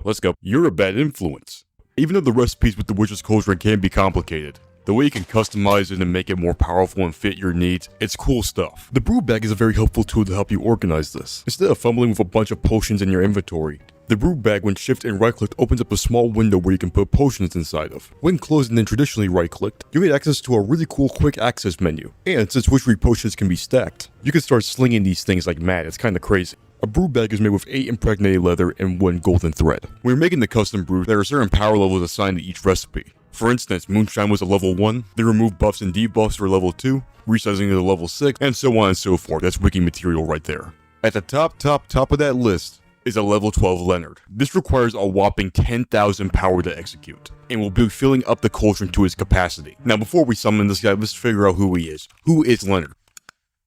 Okay, so I'm about 92% sure that this is not the right guy. The second result is a basketball player who is really good, but unless this guy is going to be coming out wearing a Spurs jersey, I don't think this is our guy either. After simplifying the search down to just a demon, we come across this dude, Leonard from the Dictionary Infernal. He's a goat guy who's high up in the hell hierarchy, and tends to dabble in incubus behavior. Reminds me of someone. But outside of that, he also is a bit of a manager of magic, by throwing in another ward tier of the gods, Diamond Vapor, Diamond, Nether Star, Witch's Hat, and Gunpowder. The dude will spawn right on top of your cauldron. Now the funny thing about this is that he's actually very helpful in this state. He greatly boosts the range of the cauldron, and even for certain recipes allows for certain effects across through dimensions. But also side effects like hallucinations do increase when he's around. But again, he's chill, until you throw that first punch. Here's how the fight works. Leonard mainly shoots at you with these projectiles. Depending on the color, it will have a certain effect applied to it. Nothing too special on paper. And then you try shooting this guy and then realize that the arrow bounces off of him without even flinching. Okay, I see how you want to play. So you gotta get up close and personal. No big deal, you hit him with some strafing. This guy's an absolute pushover, this is nothing, is what you might be thinking. Now at some point, Leonard is gonna spawn these orbs. This is the exact moment the fight goes from, this is pretty easy, to this is ghosts and goblins levels of cruelty. This man really just took away half my health bar in a single blow. I'm wearing protection 3 right now, we might be in trouble. These orbs are called the Lost Souls, and while they're spawned, Leonard is closed for physical beatings. So you gotta take these spirit-looking things out, no problem. But that's when you start to realize things aren't right. You can take the green ones out, but you can't take out the blue or red. And at this time, Leonard's gonna probably get a couple hits in. Panic, you open up your inventory. Whoa, what am I looking at right here? So apparently I started hallucinating, that's great. I'm overheating, which thank God I'm not fighting this guy in the desert, but if I was in the desert, I would be on fire right now. And what is that? What is that? The books didn't tell me about this. What is that? Spook, what is this? Yeah, so there's no easy way of putting this. You're being rotted from the inside out right now. What? Yeah, when that timer hits 0, you die. That's a wrap, GG. Milk doesn't work. Brew of debuffs does not work. Only Leonard can reset the clock. Otherwise, that's a time bomb strapped to you and you can't do anything about it. Okay, Lost Souls, what do we have to do? Yeah, I gotcha. Red ones can only be dealt with fire or explosions. What about the blue ones? Splash potions of harming. Can either be the Witchery specific or the Minecraft ones. The Witchery ones are probably better though, since you can stack those. That's the 3 you need. Oh yeah, and they take multiple hits. Oh wait, I just got Mortal Coil, Unraveling of the Mortal Life. That's cute, that's cute.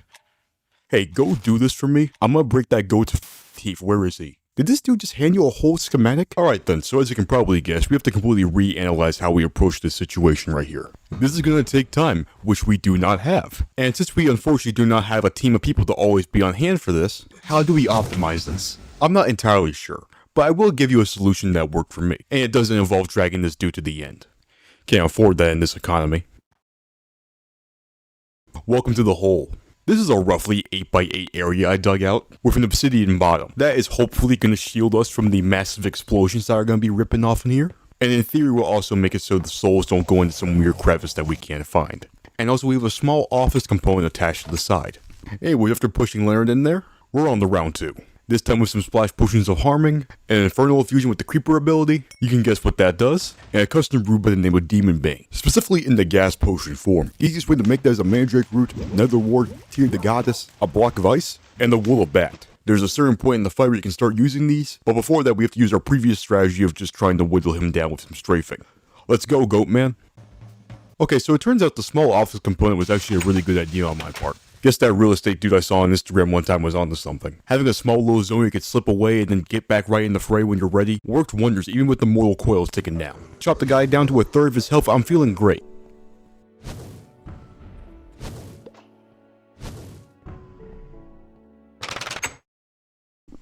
He outgrew the hole. So when you cut him down to a third of his health, he starts to grow. This is where you bust out the Demon Bane. For some reason it doesn't work until he starts growing and stuff, but once he does, it's pretty much the only way to take him out. You know, that actually keeps your sanity together, because at this last stage he has an ungodly resistance on him, with the Demon Bane probably being one of the easier ways to break through it. I don't know, the wiki doesn't tell you anything about that, but who knows. Having the gas potion form with brew actually helps out a ton. Even when Leonard is in his big form, you can kind of lob the potion up to his face and it actually get trapped in the cloud of gas.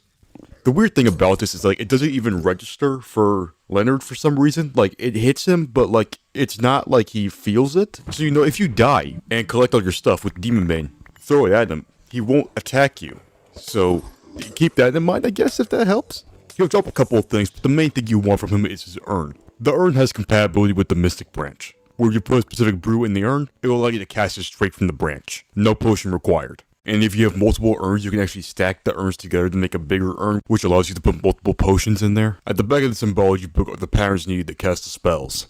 They don't have a description attached to them. Now the great thing about this is that it doesn't actually waste the potion. So let's say you have a very expensive brew that you don't want to repeat again, slot it into the urn, and you just have to draw the pattern to release it. Now admittedly you can do some cool stuff with that, but man, I don't think that one was worth it, y'all. I don't think it was. You almost made me have a goddamn anxiety attack playing this game. This guy was pretty much throwing every single trick in the book at you.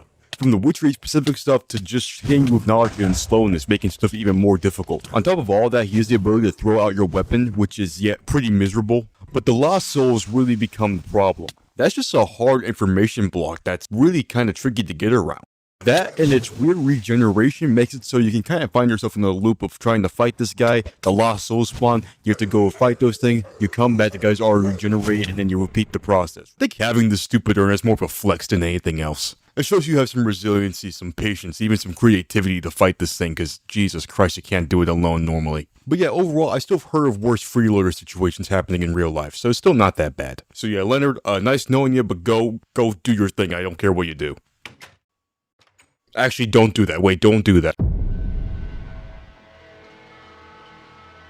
When you're burying up the imp, the last exclusive item he will drop is a Torment scroll. If you right click it, it will say to go to a middle of a stone circle. So take that scroll and find one of these things. It's a pretty cool looking structure, got a dispenser in the middle of it. And also underneath it you have 2 witch spawners. Go to the center of it and stand in the water, hold right click for a very long time while holding the scroll. Particle effects will start to spawn and then bam, the whole thing explodes. Behind you, the Lord of Torment. This big guy is a flying demon. He's 3 blocks tall and has about the deepest shade of red I've ever seen in my life.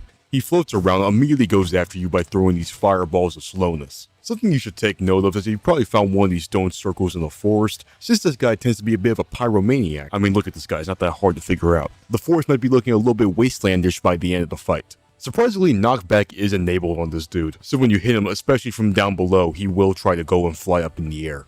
So that kind of makes your sword a little bit redundant. But you bank a lot on your bow, you should be all okay. You know, compared to Leonard, this is absolutely nothing. Look, I already got it down to almost half its health. Check this out.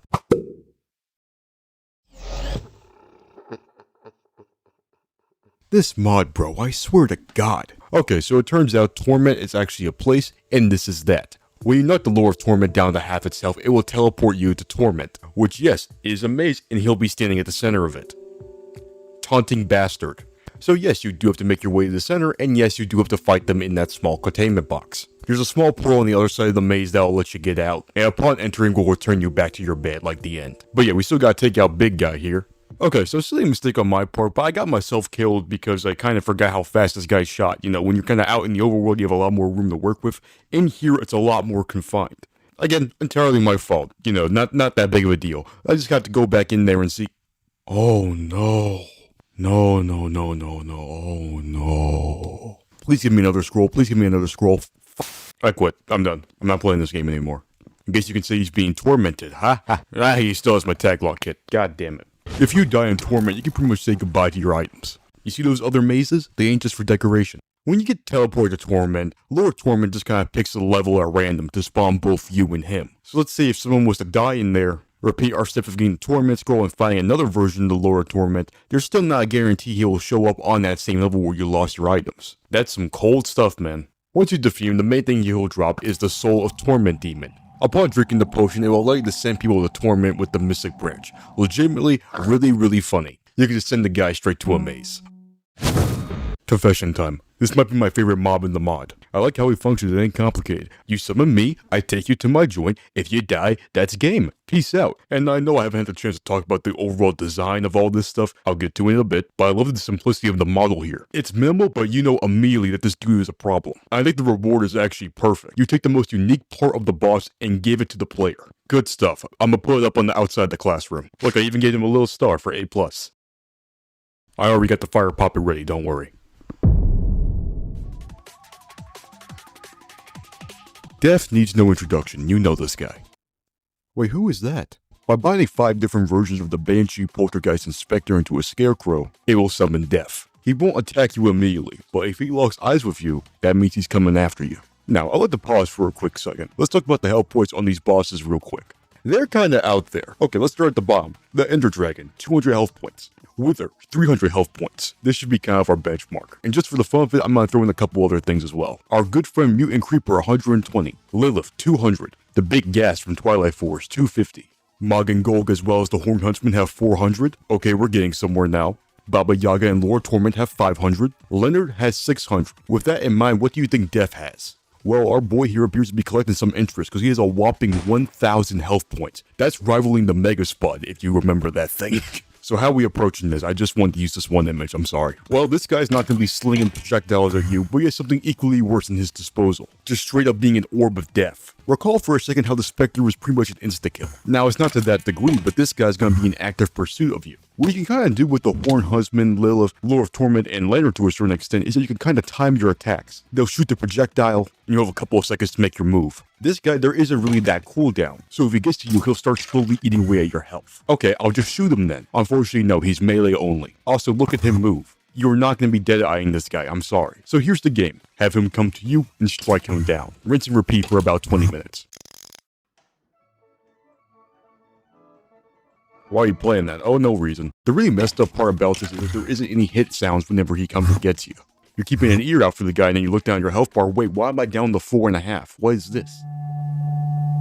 Maybe there's some symbolism about how death wanes you down over time. Or it was just easy to code, I don't know. Legitimately, I think the best way to combat death is to get yourself out in an open area, preferably with a little bit of some transparent geometry, get some headphones, and get that wrist snapping.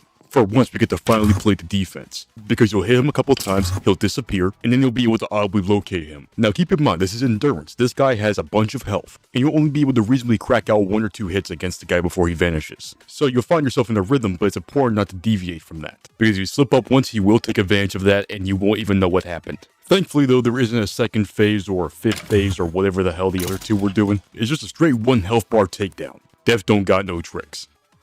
Except when he does, but we don't talk about that. Out of all the bosses, Death probably has the most interesting spoils to him. It's not guaranteed to get these, in fact. You're probably just going to end up straight farming this guy. That's ironic. But if you get everything... Are you on Microsoft Office right now? Yep, updating my resume. Look, part-time soul collector. Firstly, the most common item you'll get is the Hand of Death. If you attack someone with it, it'll give them the chill touch effect. This mainly bypasses armor. Death's hood is quite interesting. When equipped, it gives you night vision and stuff, but it changes your face to looking like this. If someone stares at it directly, they become slowed. Wearing Death's robes gives you immunity to fire and lava. I got dibs on that, don't you dare try taking it.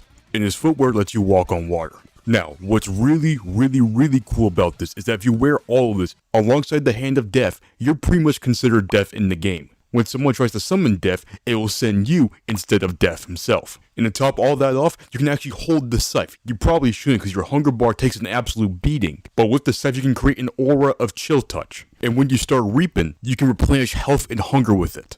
That's pretty metal in itself, but I just want to really make sure I hammer home the point here. You can pretty much become a boss fight, bro. I think I found my new occupation. Hey, if you play your cards right, you can make yourself a Japanese graphic novel with a run-on sentence for a title. Like that thing? Wait, no, I actually like that one. The one thing I wish they did for this was that you could keep the player's head after you killed them. Like, think of the trophy room potential. Oh my god, I might be a monster. Oh yeah, and there's also specifically his skull. When right-click, it will spawn him, and although you have to bring your own saddle, he's a really good skeletal horse. And when he dies, his head will spawn, meaning you can keep on bringing this dude back to life, or spawn him and kill him whenever you're done with him. Hey, I mean, he's already dead. Doesn't matter that much. So, that's our last guy. Quite an interesting bunch we have here. I said earlier, Lord of Torment is my favorite. Mog and Gulg are a close second. I love the mechanic of having to separate the two. I love the idea of Lilith's fight. The idea. The actual execution makes me want to put my head through a wall. I'm still bewildered by this. If anyone has an explanation, please let me know. My main theory is that I'm just hitting the lava at terminal velocity, but it could be anything. All things considered though, I think this is pretty good. These are absolutely things that are kind of off to the side. You do not need to tackle these things unless you really want to. But when you do, or more realistically as part of some mod pack feature, it's a challenge. But it still embodies the overall theme of this mod, putting in hard work to get stuff that seems small but can be exploited to be really powerful. Except Death. Death is just busted. But you already had to make some serious sacrifices to get to that point, so you know, it kind of makes the trade worth it. I don't know, 5 Banshees is a lot, bro. Something I do wish was more explicit was kind of explaining what the Achilles heel is for the ones that you literally need a specific item to get through. I'm gonna go as far as to say that the Lost Souls are just stupid. Unless you look some stuff up beforehand, you're done. Like, I think Toy Story 2 made a joke about that. We're better than this. Let's say there's like a B-Rogues gallery, I guess. Really creative ideas? I don't think I ever want to see a boss fight starting with the letter L ever again. Fun fact, by the way, you should have to fight Lilith twice. It's for some vampire stuff. And why does she get fire privileges? That's cheating. So what now? Well, we got through our main quest line, if you want to call it that. I got all the stuff I wanted that I could get somewhat ethically. But there's a couple of things I couldn't squeeze in there, so you can tackle that if you want. How much stuff is it? About 15 minutes, give or take. Well, we've been here for an hour and a half. An extra 15 isn't gonna kill us. Let's go. Did you say 15 or 50? Deadlines are a myth anyways. Also, 15 minutes can absolutely kill a person. I don't know where he got that idea. Let's start off light. Thus far, you might have seen that the villagers got a little bit of an upgrade. Surprisingly, these walls play a role in the vampire stuff of all things. For one of the quests, you have to fly between 2 villages that have them. Don't really get what the correlation with that is with a vampire, but it might be based off some story I'm unfamiliar with. They have the villager archers now, which is something I mentioned earlier. Don't punch a regular villager or else these guys will come after you. Tend to chill out around these big guard towers that they have now. Oh yeah, and there's also a snow variant of the villages now. This is really cool. That wasn't a pun, I promise. But kinda unassumingly, these new villagers come with a bunch of new basic items. You got snow slabs, snow stairs, ice stairs, even fences are now ice. You even got the ice pressure plate. Now, unfortunately for all these things, there isn't a crafting recipe. Instead, you have to make a potion with the ice roll effect in the Witch's Cauldron. That's a real shame, because I think there's a lot of potential here with decoration that just got kinda kneecapped for an arbitrary reason. But it's still really chill. Nope, no more puns. Stop. You're doing it on purpose now. Remember the great Minecraft adage of never dig straight down? Well, prior to the mythical caverns we have today, your main concern was falling feet first into lava. Have slightly less fear? Because with the help of the lava and water diviner, you can see if there's either a water or lava source block underneath you. In order to make the lava diviner, you need the water diviner, which is made with 4 water bottles, 4 sticks, and a tear of the goddess. To make its lava counterpart, put the water diviner in with 3 blaze rods in this formation. Now it has an infinite range, but the further you are from the source block, the longer you have to right click. Also, it doesn't work the other way. So that second phrase, just try to live by that one. Just in case you think you were safe from dangers from below, the stockade has something to say about that. By putting 6 logs into a crafting table with the exhale of the horn one, you get a surprisingly durable block that you cannot stand on. Now these are mainly used to guard property, but they also have a lot of potential for pit traps. These are really cool. Okay then, it's really fun to mess around with. There's a bunch of models baked into this thing, and it comes in every form of wood, including the Witchery specific ones too. Oh yeah, and the ice version is there too, so that's cool as well. Yeah, okay man.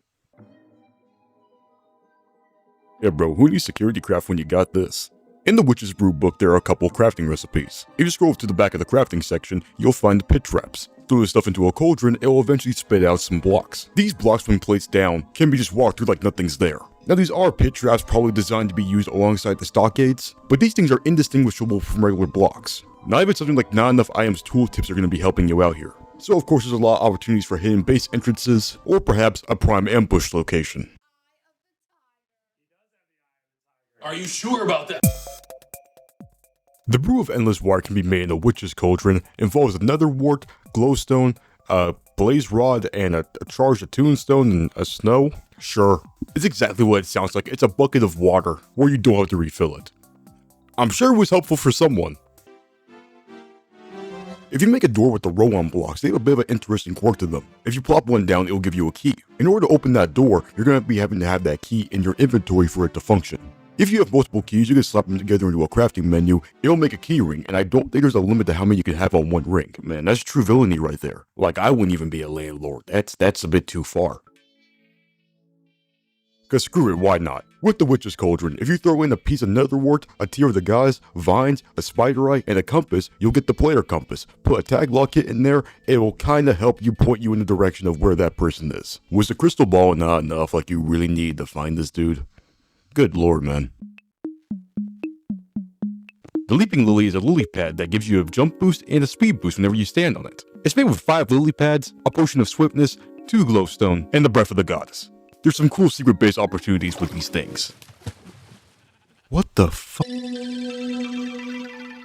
you haven't picked up on it already, a lot of this stuff was ahead of its time. The icy slippers will turn water into ice whenever you stand upon it. It's even a little bit better than Frostwalker, because it will turn lava into obsidian. However, that will actually damage the slippers, so it might not be the best idea to do that too much. It's made with 4 impregnated leather, 2 diamond vapor, a golden thread, an odor of purity, and a frozen heart. A frozen heart is made by putting a creeper heart in with a gas tier and an icy needle.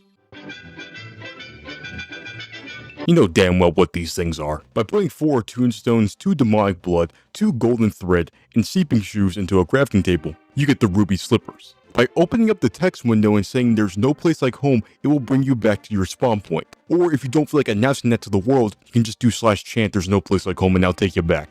Also, you can use a bound waystone to teleport with the ruby slippers. Literally throw down the stone, hit that no place like home, and you're teleported to where that waystone was bounded to. If only there was a 1% chance a house from Kansas would come down and crush you. Ah, nah man, that's a different mod. We got it, let's go. Holy shit. The meaty stew is a food recipe you can craft by putting garlic, a bunch of different meats, including fish, carrot, potato, brown mushroom, and a bowl into a crafting table. This would be considered raw, but after cooking it, you get a pretty good health item that can be stacked.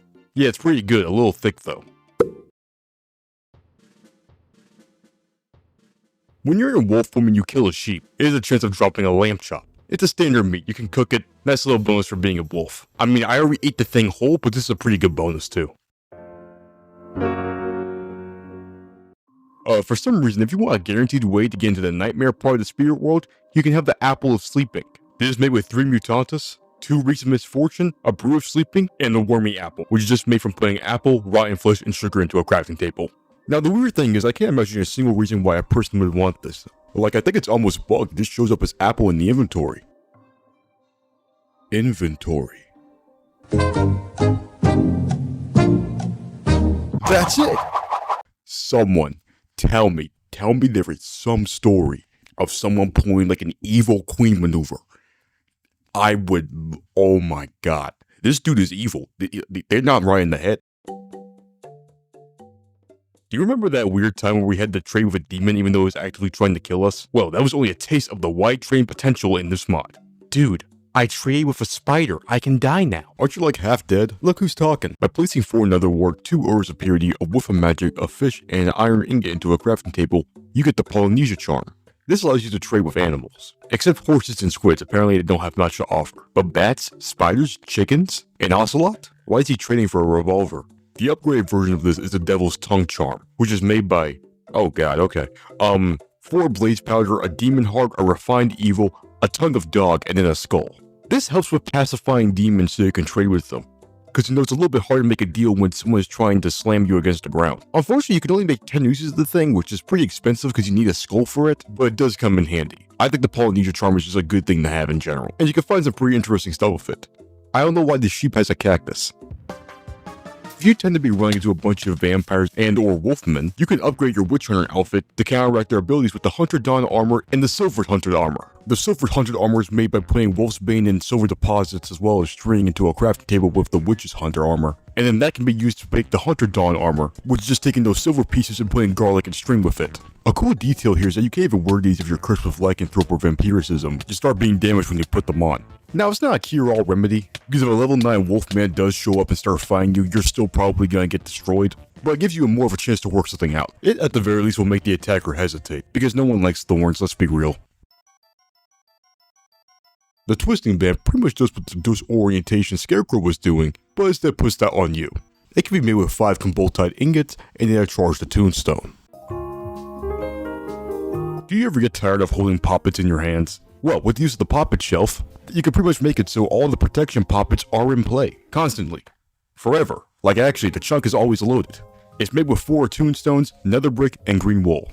So, you know there's nothing stopping you from putting, say, 9 death protection Poppets in there, and doing some Terminator stuff. Like me, I just jumped off a skyscraper and started stabbing people. So the mere concept of this thing is incredibly powerful. What do we do to counteract it? I'm gonna be real with you, if the person knows what they're doing, there's kinda little you can do, outside of putting a full-on Ocean's 11 operation. But more realistically, something that was supposed to help you with that is the Poppet Shelf Compass. This is made with 3 diamonds, 4 gold, a null catalyst, and a clock. This actually lights up the closer you are to a Poppet table.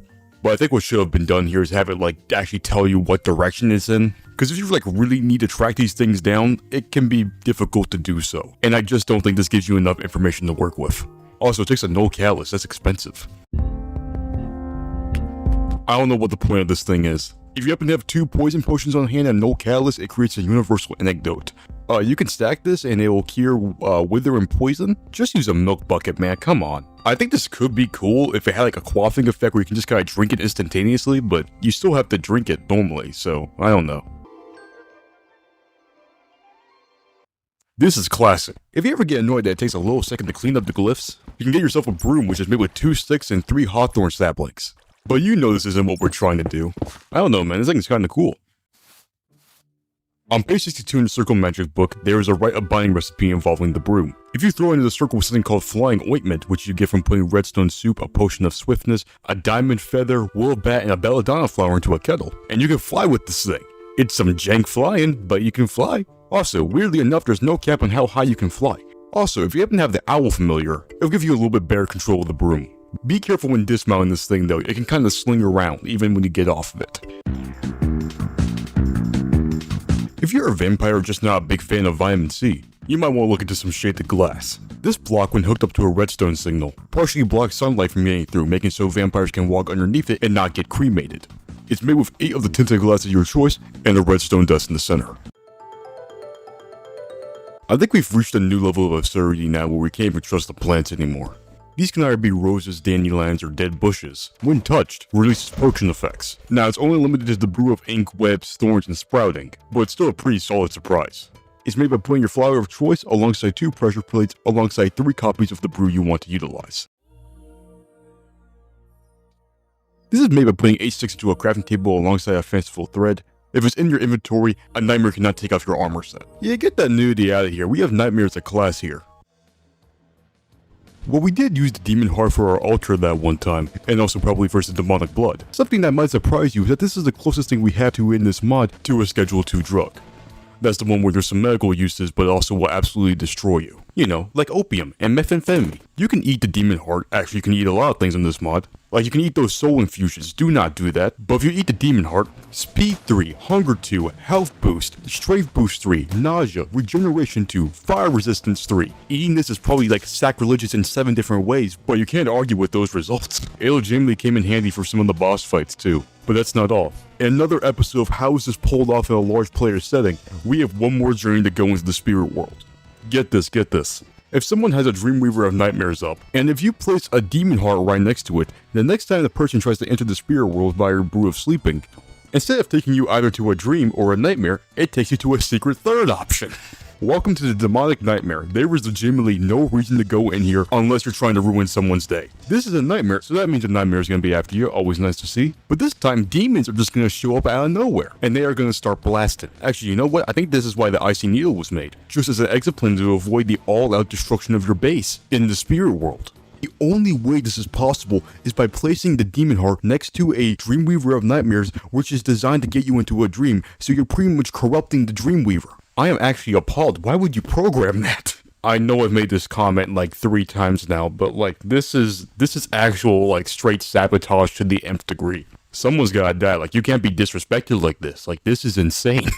Also, if you want to, you can hand the Demon Heart to the imp, and it will become a lot more powerful, which is of course represented by the guy getting stretched out. Hold on a second. I don't get it. Yeah, it's a recent development. I kind of forgot about the extra Dreamweaver, so I'm just gonna kind of put them at the back of this. Alongside the Nightmares ones, there's 4 other ones that might come in handy. None of them are particularly great, but we'll go through them. Going back to the Dreamweaver of Nightmares for a quick second. If you have a bed nearby and you wake up, you have a chance of getting a weakness effect. But also, the Weaver of Nightmares, for some reason, corrupts other Dreamweavers that are nearby, so like, I don't get how that works. Maybe all the power of the Dreamweaver is just locked in the thing. It somehow that sucks up all the bad energy, and then that lets you get into the dream somehow. The Wikipedia is not giving me anything. I'm throwing up the white flag. I think we lost track about what we were talking about. Whatever, just make sure to take down the Dreamweaver of Nightmares, otherwise you might get bad effects with the other Dreamweavers. Okay, let's get started. The Dreamweaver of Fleetfoot, fun thing to say, will give the player a speed boost whenever they get up from the bed. It's made with the regular Dreamweaver recipe. All these do, as a matter of fact, and this time with a splash potion of swiftness and a splash potion of slowness. The long duration specifically. The Dreamweaver of Iron Arm gives you a haste boost whenever you wake up. It's made with the same stuff as earlier, except a splash potion of strength and a splash potion of weakness. Weaving of Fasting gives you a saturation boost. It involves healing too, and Mellifluous Hunger. Are you serious? And then you have the Dreamweaver of Intensity. This amplifies the effects whenever placed, but it also gives a shorter duration. It also gives a slight night vision thing, which is what the Dreamweaver of Nightmares affects. Requires a Brew of Flowing Spirit and a Brew of Sleeping. My grandmother used to make these, I like them. What's funny though is that as a kid, I made my own Dreamcatcher. The night after I put that thing up, I ended up having nightmares every single night until I took it down. I don't know what was up with that. By playing 4 Extreme Mutatis, 1 Mandrake Root, 1 Water Artichoke Globe, a Whiff of Magic, and a Tear to Goddess, alongside something called Ember Moss into a crafting table, you get the Tree Feed or Tree Fied Seeds. I don't know what one it is. This is another walking defense system, kinda like the Imp. If it sees another creature outside of the person who spawned it, it will try to charge them and blind them. It also works off tag lock hits partially, and you can also juice the thing up by feeding it Creeper Hearts and Demon Hearts. Alright, Audrey the Third, I see ya. I'm actually surprised I didn't talk about this. I feel kinda dumb. The Witch's Oven can actually be upgraded with something called the Fume Funnel and the Filtered Fume Funnel. This can be placed on both sides of the oven, and when maxed out can get a cooking speed of 130% compared to a furnace. Thank you, Wiki, for calculating that. And I would argue there's already pretty good odds of getting the byproducts. You can virtually guarantee it with a fully decked out oven, with it being a 90% chance of getting a byproduct. The Fume Funnel is made with probably one of the strangest recipes I've ever seen. 4 empty buckets, 1 lava bucket, 1 glowstone, 2 iron blocks, and a singular iron bar. To make the filtered fume funnel, you need a fume filter, which is made with 6 glass, 2 iron ingots, and a charged tombstone. And you literally just put those 2 together in a crafting table. Okay then. Man, these recipes are just getting better. By putting 2 gold, 1 redstone repeater, 1 daylight sensor, and 2 iron ingots into a crafting table, you get the sunlight collector. By sliding in a quartz sphere into this thing, and having it be out in the sunlight, you can make a sunlight grenade. Did they even have grenades in like the 1700s? Never mind, they were rocking these things in the Byzantine Empire. I should know better than to doubt the historical accuracy of these. Song China. They really figured out everything, my goodness. The sunlight grenade. When thrown, just creates a burst of light. It'll be bright for quite a few seconds, and then it will extinguish, leaving everyone in its radius blinded. It is great against zombies, skeletons, vampires even, and it can even be launched by dispenser.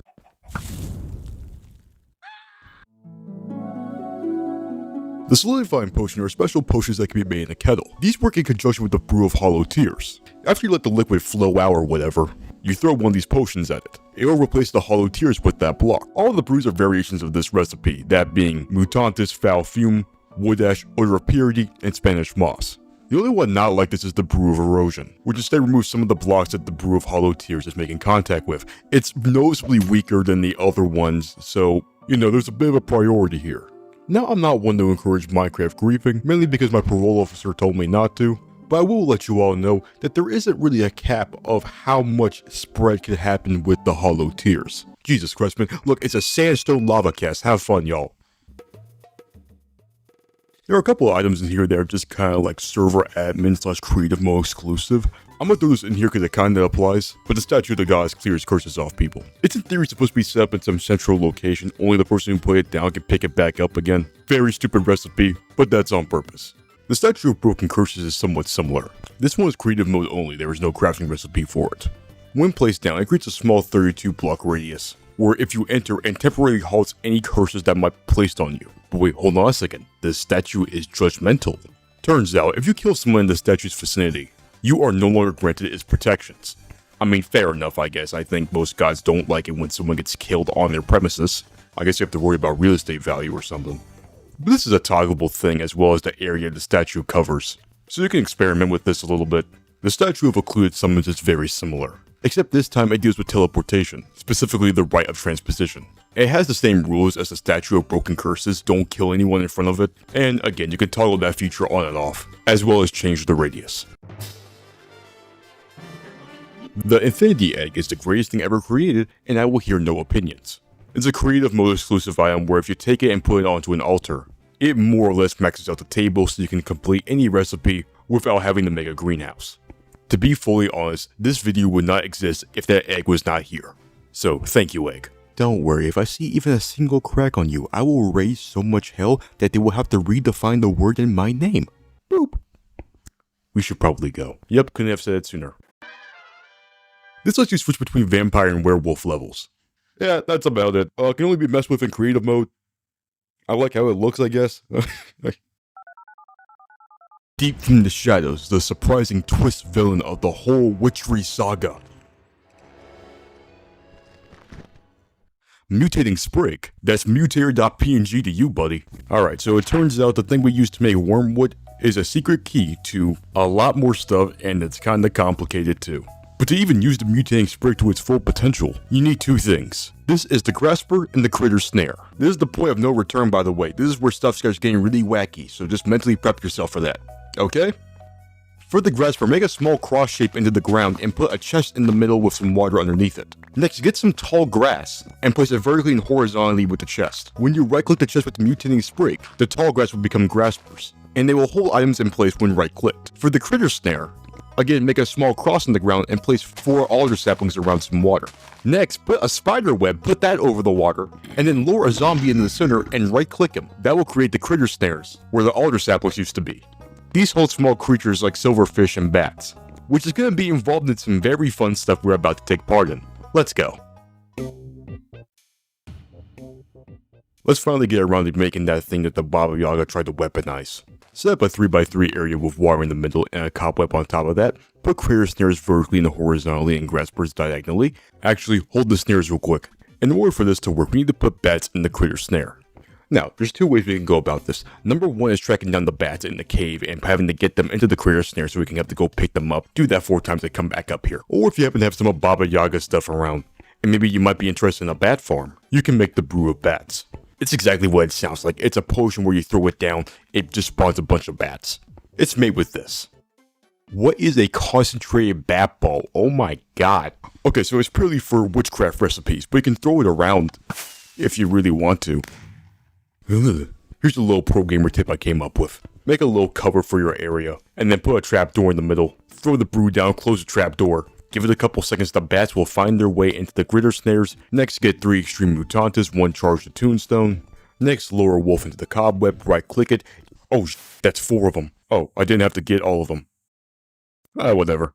You might remember the owl for being one of the things you can make a familiar with, but you can do a couple more things than just that. The owl can attack different enemies like a dog can, but this time it's in the air. Hey, I guess you can call it groundbreaking, okay. but it can also act as a carrier pigeon of sorts. It can take certain items to players with the use of attack lock hit. Not even chunk boarders can stop this guy. And it can also use stuff like splash potions when prompted. Hey man, I got a letter here from the Spiritual Affairs office. It says not to use the owl for like dropping gas potions on people. They say there's some bad connotations with that. Yeah, no, that makes sense. Do you know the boiling point for mustard gas is 217 degrees Celsius? Yeah, some people say it's 218. You know, the point where it actually decomposes and where it actually boils is like slightly different. Oh, you're right. The toad is the other creature that can be made into a familiar. It's made with a 3x3 section, 4 critter snares in a cross shape with a slime in them, graspers with Mutan's Extremis, and a charged a tombstone. Lure one of your cats in there. I would very much like to see someone try this with an ocelot.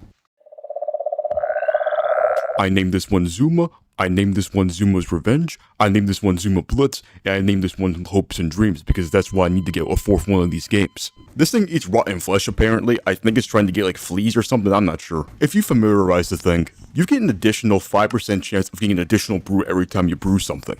And it does accumulate with the other stuff as well, so that's pretty nice if you're in that business. Like the owl, it can also be dyed. And it also allows you to brew something called the Brew of Frog's Tongue. Remember that fun little potion that Baba Yaga used to get her towards us? That's my little guy. Now go take out that tiki guy, he's been causing me some problems. Let me read what's on the wiki here. The Mandrake plant is the insane result of crossing a Mandrake with a Creeper, quite possibly one of the most complex and dangerous of all the plant mutations. I rest my case, Your Honor. They knew it was f***ed up when they programmed this thing. The Mandrake is made by making a single hole of water and placing Mandrake plants vertically and horizontally. Then, put 2 Mutan's Extremis, a charged tombstone, and then a focused will into the graspers. Anyways, here's the fun part. Lure a Creeper into the thing, as well as a live Mandrake. I'm not gonna tell you how to do that, just figure it out yourself. Okay, fine, I'll tell you. I've got no imagination here, goddamn. Make sure you have your earmuffs on for this, because we do not need to subject ourselves to gas sounds. I mean, they freaking pacified the thing the other week. It's fine. Okay, so firstly, fence the thing in, because you kinda don't want the Mandrake running around. That's kinda annoying. Eventually, it will run itself into the cobweb and get itself kinda waterlogged. That's what we want. Now, Creeper. There's a couple of strategies we can work with. One strategy is to get yourself an infernal effusion, and try mind controlling the poor thing. This will at least help so it won't explode on you, but you still gotta push it into the cobweb. If you have a frog familiar, you can make the Brew of Frog's Tongue, which, to repeat myself a little bit from earlier, will drag a mob towards you if you aim for it with a potion. If you don't have a frog familiar, you can try making a pusher pole brew in the Witch's Cauldron. What's the difference between the Brew of Frog's Tongue and that pole potion? This one's way weaker, but it can kinda get the job done. And you can also technically up the power of it with the Witch's Cauldron to help amplify the effect. If you really don't want to worry about something coming toward you, you can also make the push version. But regardless, however you get that thing into the cobweb, right click it with the mutating sprig, and you'll get some new plants. Unlike the mandrakes, these things can actually be harvested at night and won't immediately attack you. Instead, they'll drop these seeds. Pick them up as soon as you harvest them. The way the mandrake works is that its little seeds are actually its kind of spawn egg thingy. Let me try that again. Throw the seed down, it shows up. Here's a quirk though, if you throw the seed, the mandrake will act like it's your pet. However, if you harvest the plant and don't pick up the seed thinks there is no owner. And if there is no owner, you are the enemy. Yeah, no, that logic makes sense. Bye-bye. Alright, couple things here. 1. The mandrake does not do environmental damage, which is nice. Number 2, this thing is gonna pop you in the air, so just be mentally prepped for that. The mandrakes have team kill on their server. If one of them does explode, it can hurt and kill other mandrakes. And number 4, if you see a bunch of these things, find water immediately. They will not touch the water, nor can they swim. Really fascinating stuff, I think. The mandrake bulbs can't be planted like a regular crop, and it does take a long time to grow. Outside of that, there isn't really that much extra utility to it. It's very much just a surprise tool. Might be hiding out in a forest or something, I don't know. Just really messy across the board. Do you happen to remember that one owl from Mario 64 that showed up twice? They did more with that stupid ass rabbit before this guy. That's freaking tragic. Hello? Oh really? Thank you. They said they found the dude after 20 years. You know, it's a good thing he's alright. I think the last time he was actually seen was before I was born, I think. Give me a second. Look, that was a funny joke, man, but that can't be him. What the f do you mean that he is the creaking while also being one of the walking trees from the Luigi's Mansion racetrack? Yeah, don't do drugs, look what happened to him. Anyways, the winged monkey. By digging a 3x3 section in the ground, replacing some of the outer wall with jungle logs, and then putting cocoa beans on that, and then by putting the grassburrs diagonally, and then by putting 2 Mutans Extremis, a poppy, and a charge of tombstone in there, placing water in the middle, and then getting a cobweb and getting an owl and a wolf in there, you get the winged monkey. It isn't even tamed to you, bro. You still have to give it pork chops. If you give that monkey a tag lock hit, I'm sorry, I'm laughing before I even am reading this. Anyways, if you hand it a tag lock hit, it will fly away and try to abduct whoever that tag lock hit was binded to. Now this sounds freaking insane, and it kinda is.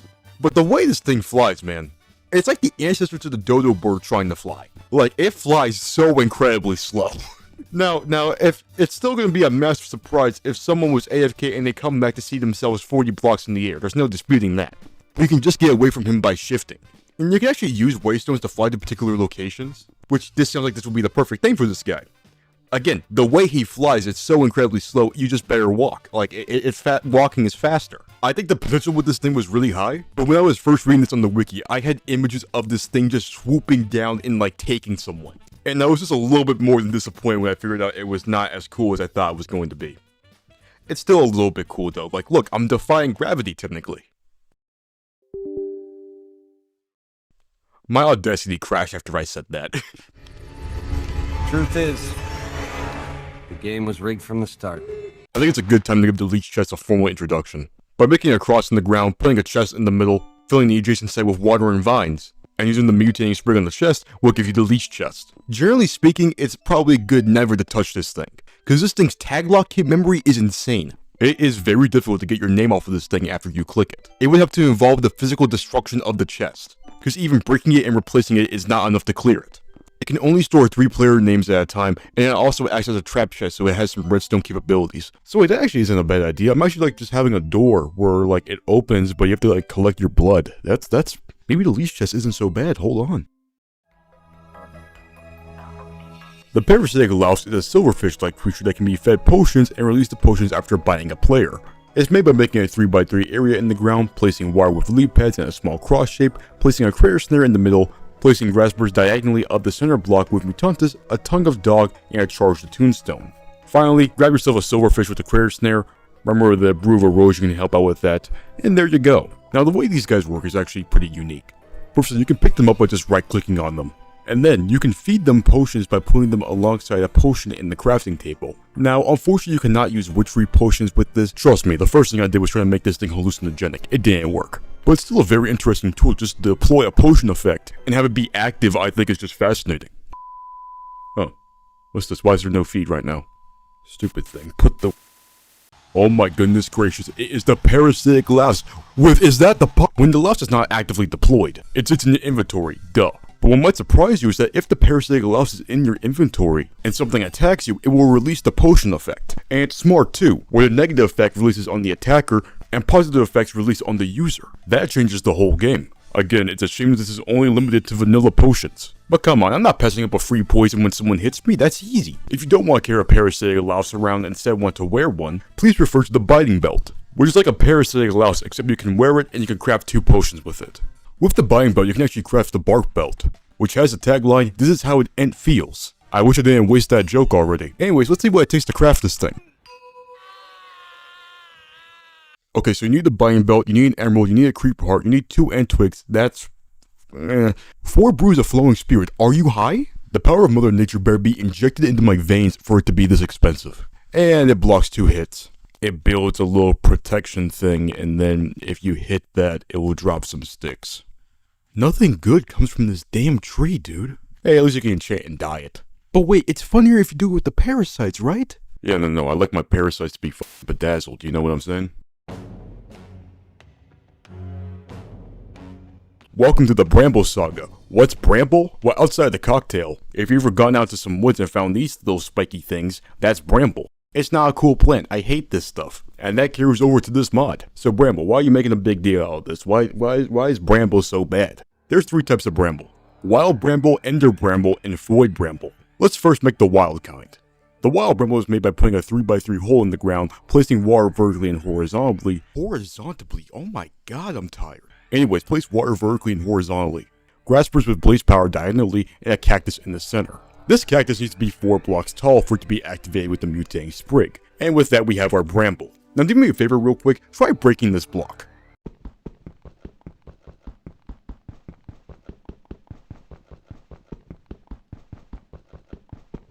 Dang, this is taking kind of a long time. Oh yeah. No, but keep going though.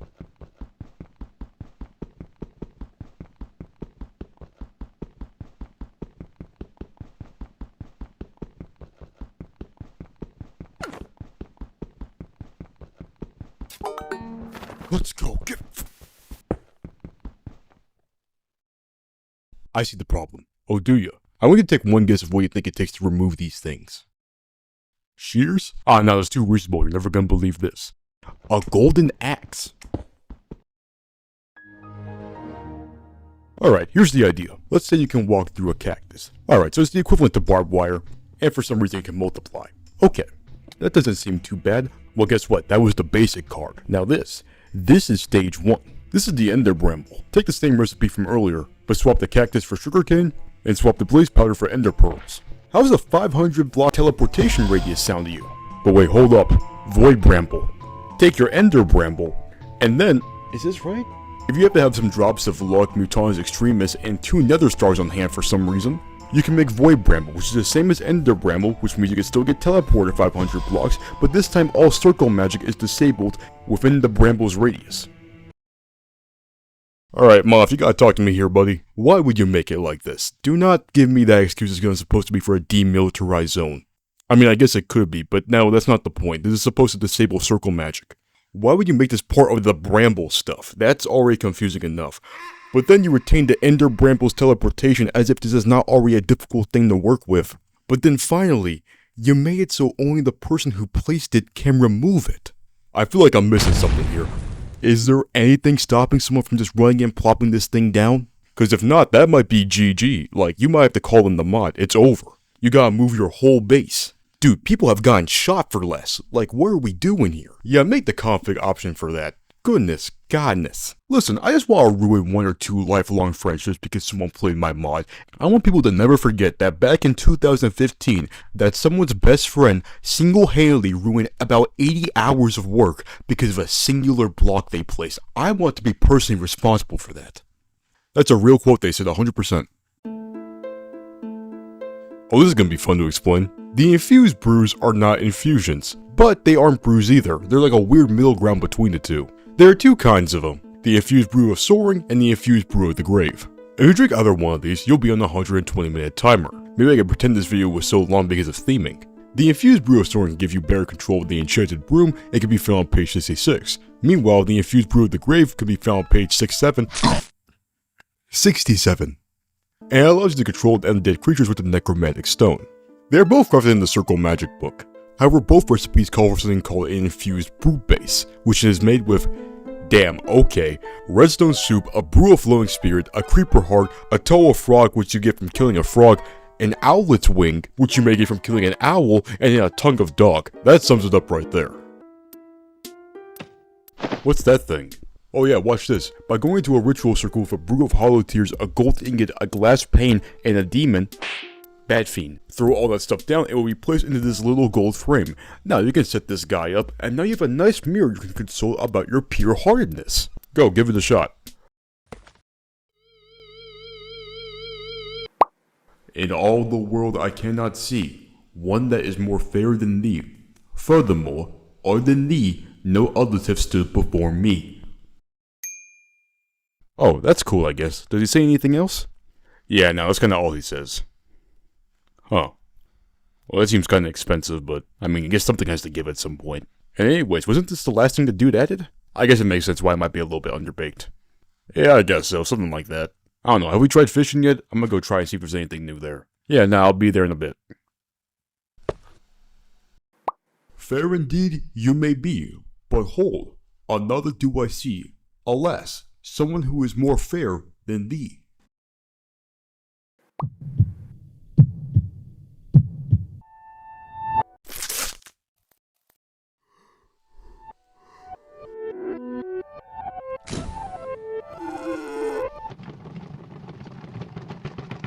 Oh no. Hey man, how's it going? Listen, you gotta get out of here like now. What are you talking about? The mirror was a setup, you gotta move like immediately. Come on, it should take a bit for him to get here, so we should have time to work.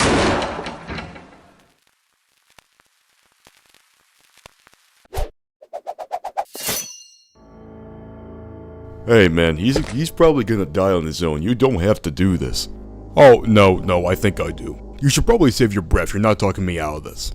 Okay, but what if you just don't kill this guy? Yeah, that's out of the question, unfortunately. My plans required this guy to be deceased. Listen, I'm sorry you had to come down to this, but for how long I've been working on this, it's time to spill a little blood.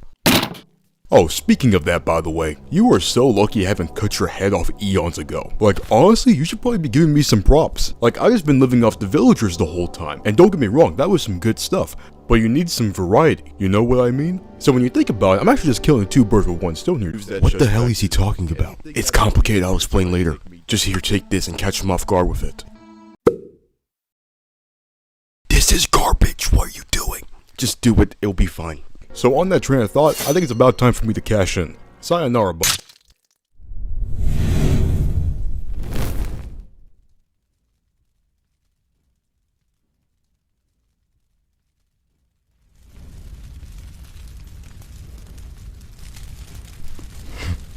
Smart move, regular enchantment act. this is fun. I'm glad you're putting up a fight. I mean, it's all for nothing, but I appreciate the effort. Oh, and I found you, by the way. What? Hey, I'll give you like 75 seconds before you start hitting back. I like those scarecrows, those were cool.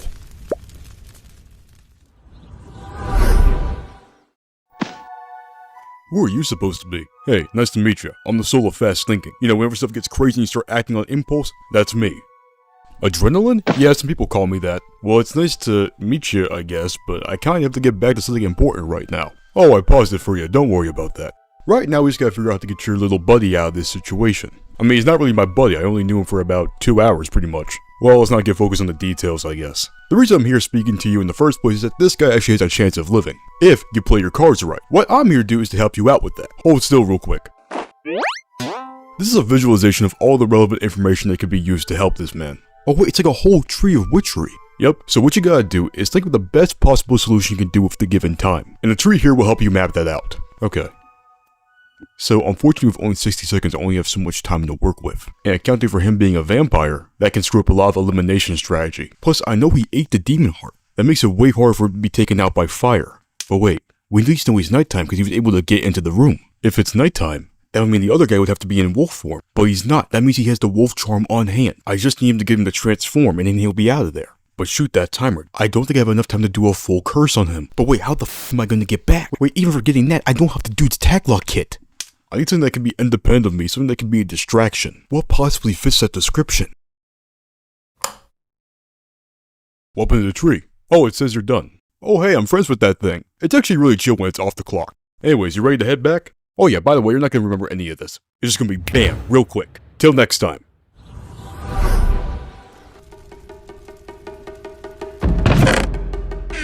I'll be back. He's a ghost, he can't do that much.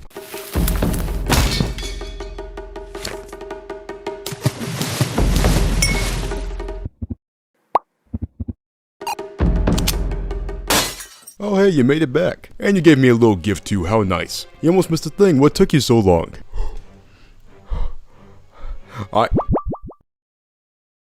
Oh, I just missed it. You wouldn't think a spirit would have an active cardiovascular system, but hey, I guess you learn something new every day. Tell me how the afterlife is.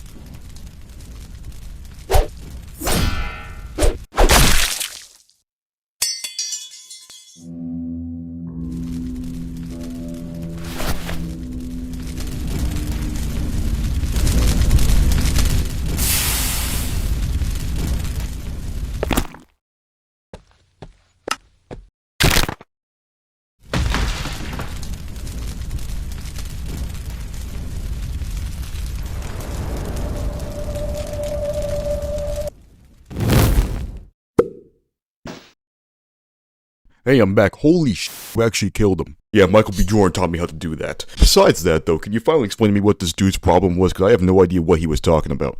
Oh, yeah, hold on. Here we are.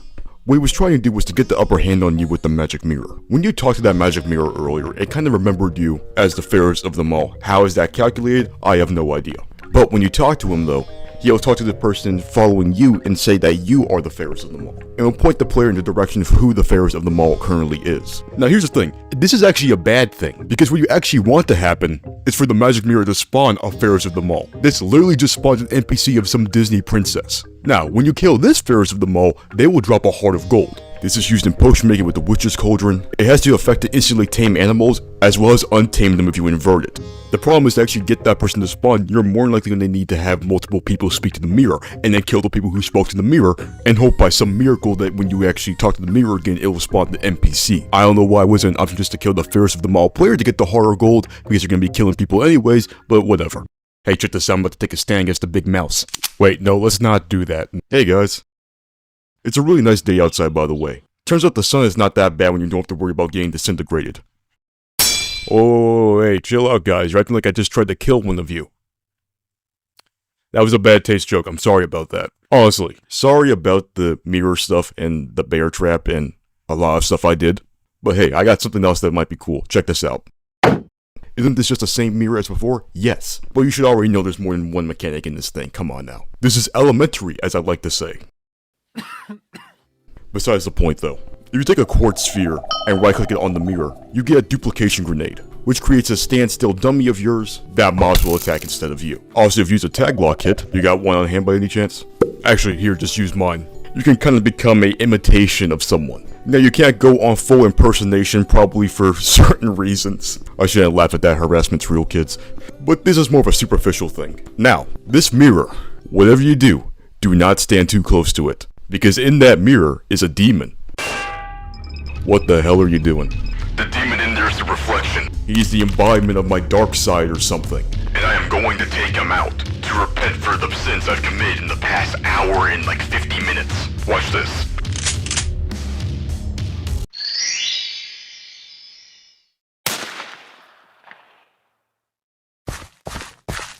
Did it work? No, he shot me in the head. The reflection is a pretty aggressive demon that lives inside the magic mirror. He will copy any armor and any item you may be holding as a melee weapon. Yes, other mods are included in this pool too. Now, on paper, this sounds like this would be a fantastic fight. Unfortunately, they do not know how to build 3 blocks in the air. You see that right there's the power of the Homo sapien. That's why the Neanderthals didn't make it. Inbreeding? Maybe, I don't know what this thing got up to. Once you kill the demon in the mirror world, the mirror will become vacant. And you can use it for extra storage, bring it around you places. If only there was some other creature that happened to live in a pocket-like dimension, and also was really not a fan of other people trying to come inside their home. But yeah, now that we've killed this guy, that's it. Like actually, that's everything in the mod. The wiki is talking about something called Billcraft pipes and Thongcraft golems. Oh, look at that, I have a wife and children to attend to, I gotta go. And no it doesn't, this doesn't exist, bye-bye. Oh, one last thing. This is $15. What are you doing? I'm sending myself to Torment. The court martials can't get me there. Don't look at me, I don't know what's going on. Hear my words.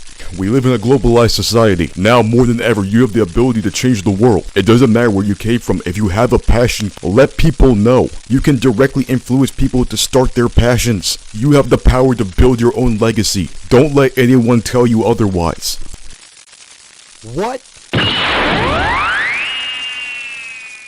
It's been fun, y'all. I'll keep you guys posted though. I heard the Grim Reaper might be retiring soon.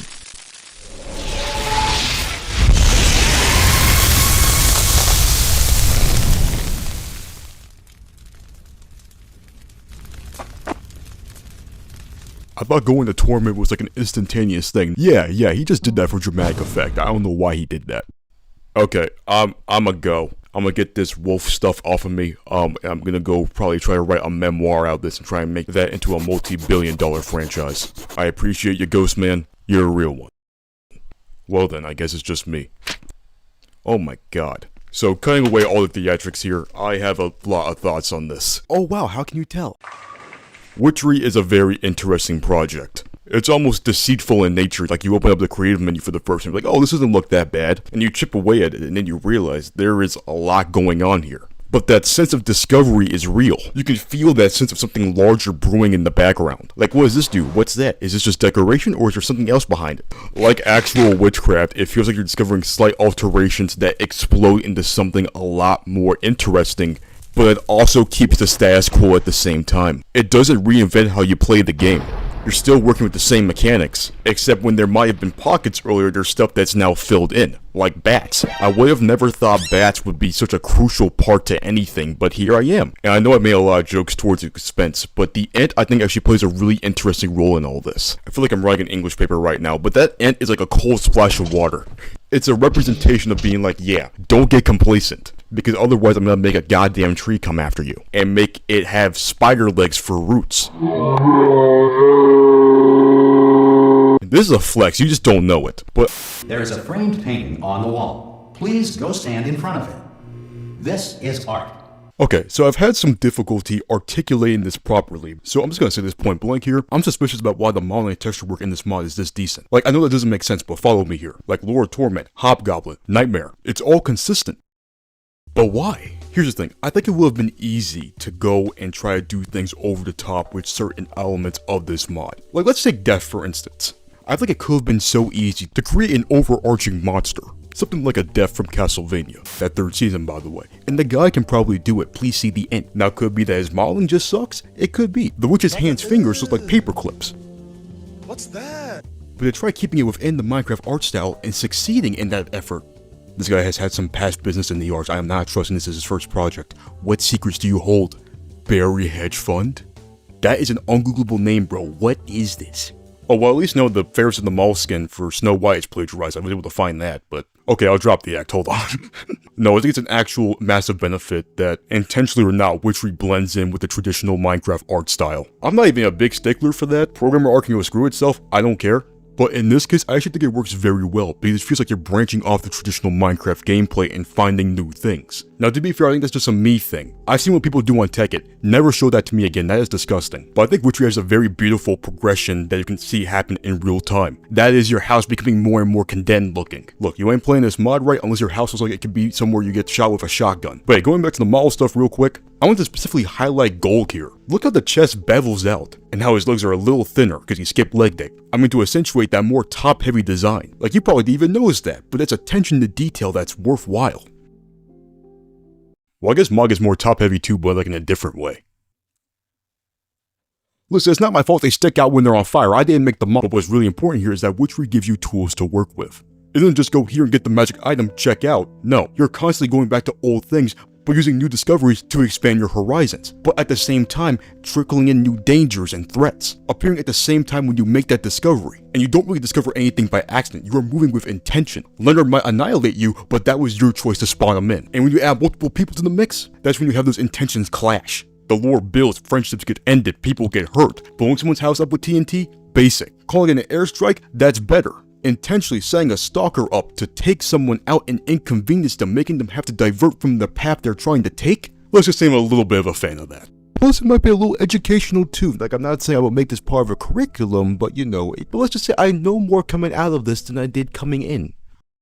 Okay, so make sure you have the old launcher installed. Make sure to run the .jar file and install client, and then 1.7.10. Run the game once, there should be a new folder called mods. Drop the files into the mods folder. Also attach all the wiki files and put them as HTML files. Make sure to have them on hand. Again, not educational, just interesting. This is the weirdest thing to me, but for some reason Koboldite, or Koboldite, however you say it, is one of the most interesting items in this mod to me. From my understanding, this is an original thing. If I'm correct in that assumption, then wow, that's a good cut. Get it? Cause cut, it's a metal. I'll get to the point. Koboldite is spun off from Kobold, which is pretty much the ancestor to the Goblin. You could have gone with something like Goblin Knight, I don't know. But to reach back into this piece of folklore and adapt it into something that can actually be seen within the context of economics and maybe even some lore, for a Minecraft mod, that's beautiful. That's love for the game right there. 2015 was, oh, damn. I'll keep this brief. There's a lot of stuff going on in the world right now. I mean, there always is to a certain extent, but please let me have my thesis statement. I'm not gonna hop on a soapbox and declare that the preservation of a decade-old Minecraft mod is anyone's priority. However, I will encourage this. Try and take advantage of the fact that we still have access to all of this fantastic stuff, and a lot of them are still playable today. Like, just for a marker of time, the last time this thing was updated was before Windows 10 came out, and no one used Windows 8, so this thing was probably developed on Windows 7, and I played this on Windows 11. I know it's just a skin version of 10, but this is a minor miracle, no? Wait, imagine if this was actually made on a Mac. Or God forbid, old Linux. Good, oh no. And I can play this experience with pretty much no strings attached. And not to get too nihilistic in here, but that seems unfathomable today. Now don't get me wrong, I love tearing it up on Fortnite and Nuketown as much as the next person. But to say I feel like a product playing that is an understatement. Meanwhile this, I guess holistic might be the right word, it just feels better. But to be real with everyone, would there really be a point to go back to this stuff 10 years from now?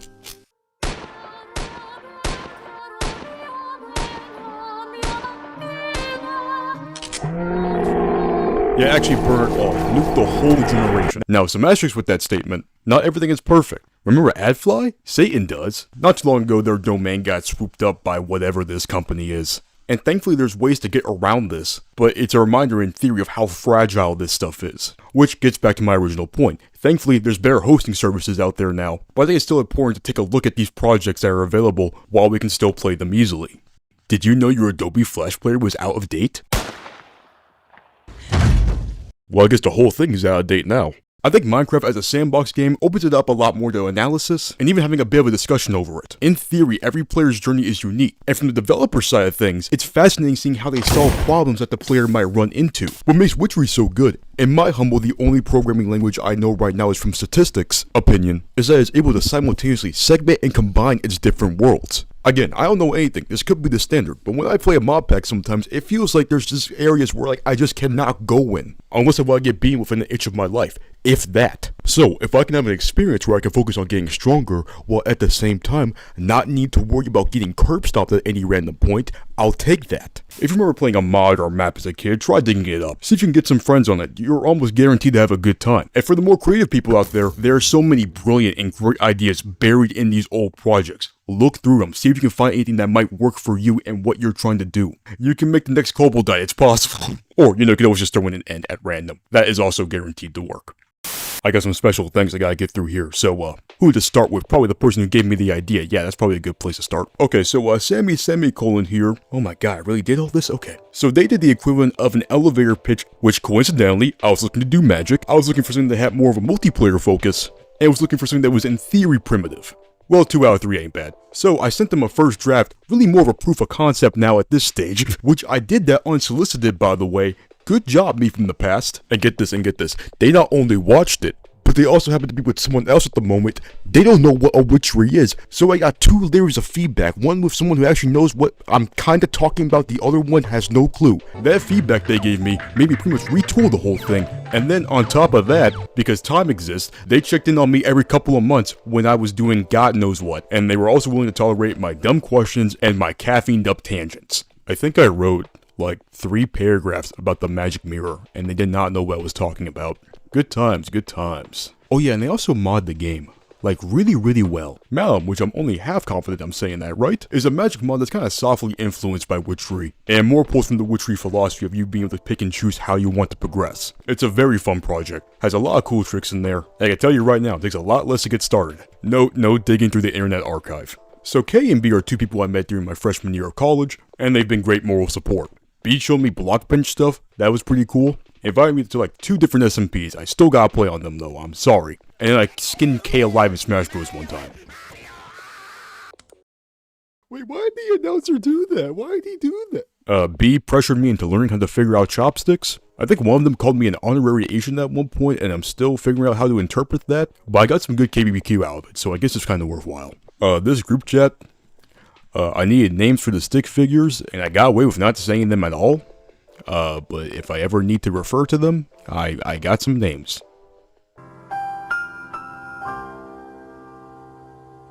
Both Feed the Beast wikis, both the fandom and the unofficial one. I know it's not great to have them both in the same area, but like there's some information here that wasn't on here and vice versa, so good job to the people running those things. And finally, shout out to the dude who went to an actual witchcraft subreddit to talk about this mod here. That gave me a very good laugh. But I think that about does it for me, y'all. Thank you all for getting this far, and come back in 2028 where I talk about how the changing of the lucky block texture actually led to the downfall of society as we know it. And that will also include a feature from Ent and Nightmare, who will both be producing the soundtrack and doing the graphics. Lilith still has me on red.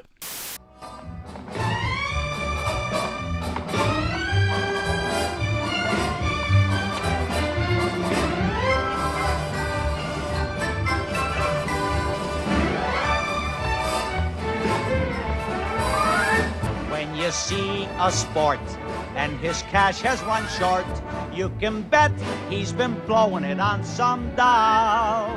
When a guy wears tails with the front gleaming white, who the heck do you think he's tickling pink on Saturday night? When some lazy slob gets a good steady job and he smells from Vitalis and Barbasol. Call it dumb, call it clever, but you can give odds forever that the guy's only doing it for some dough.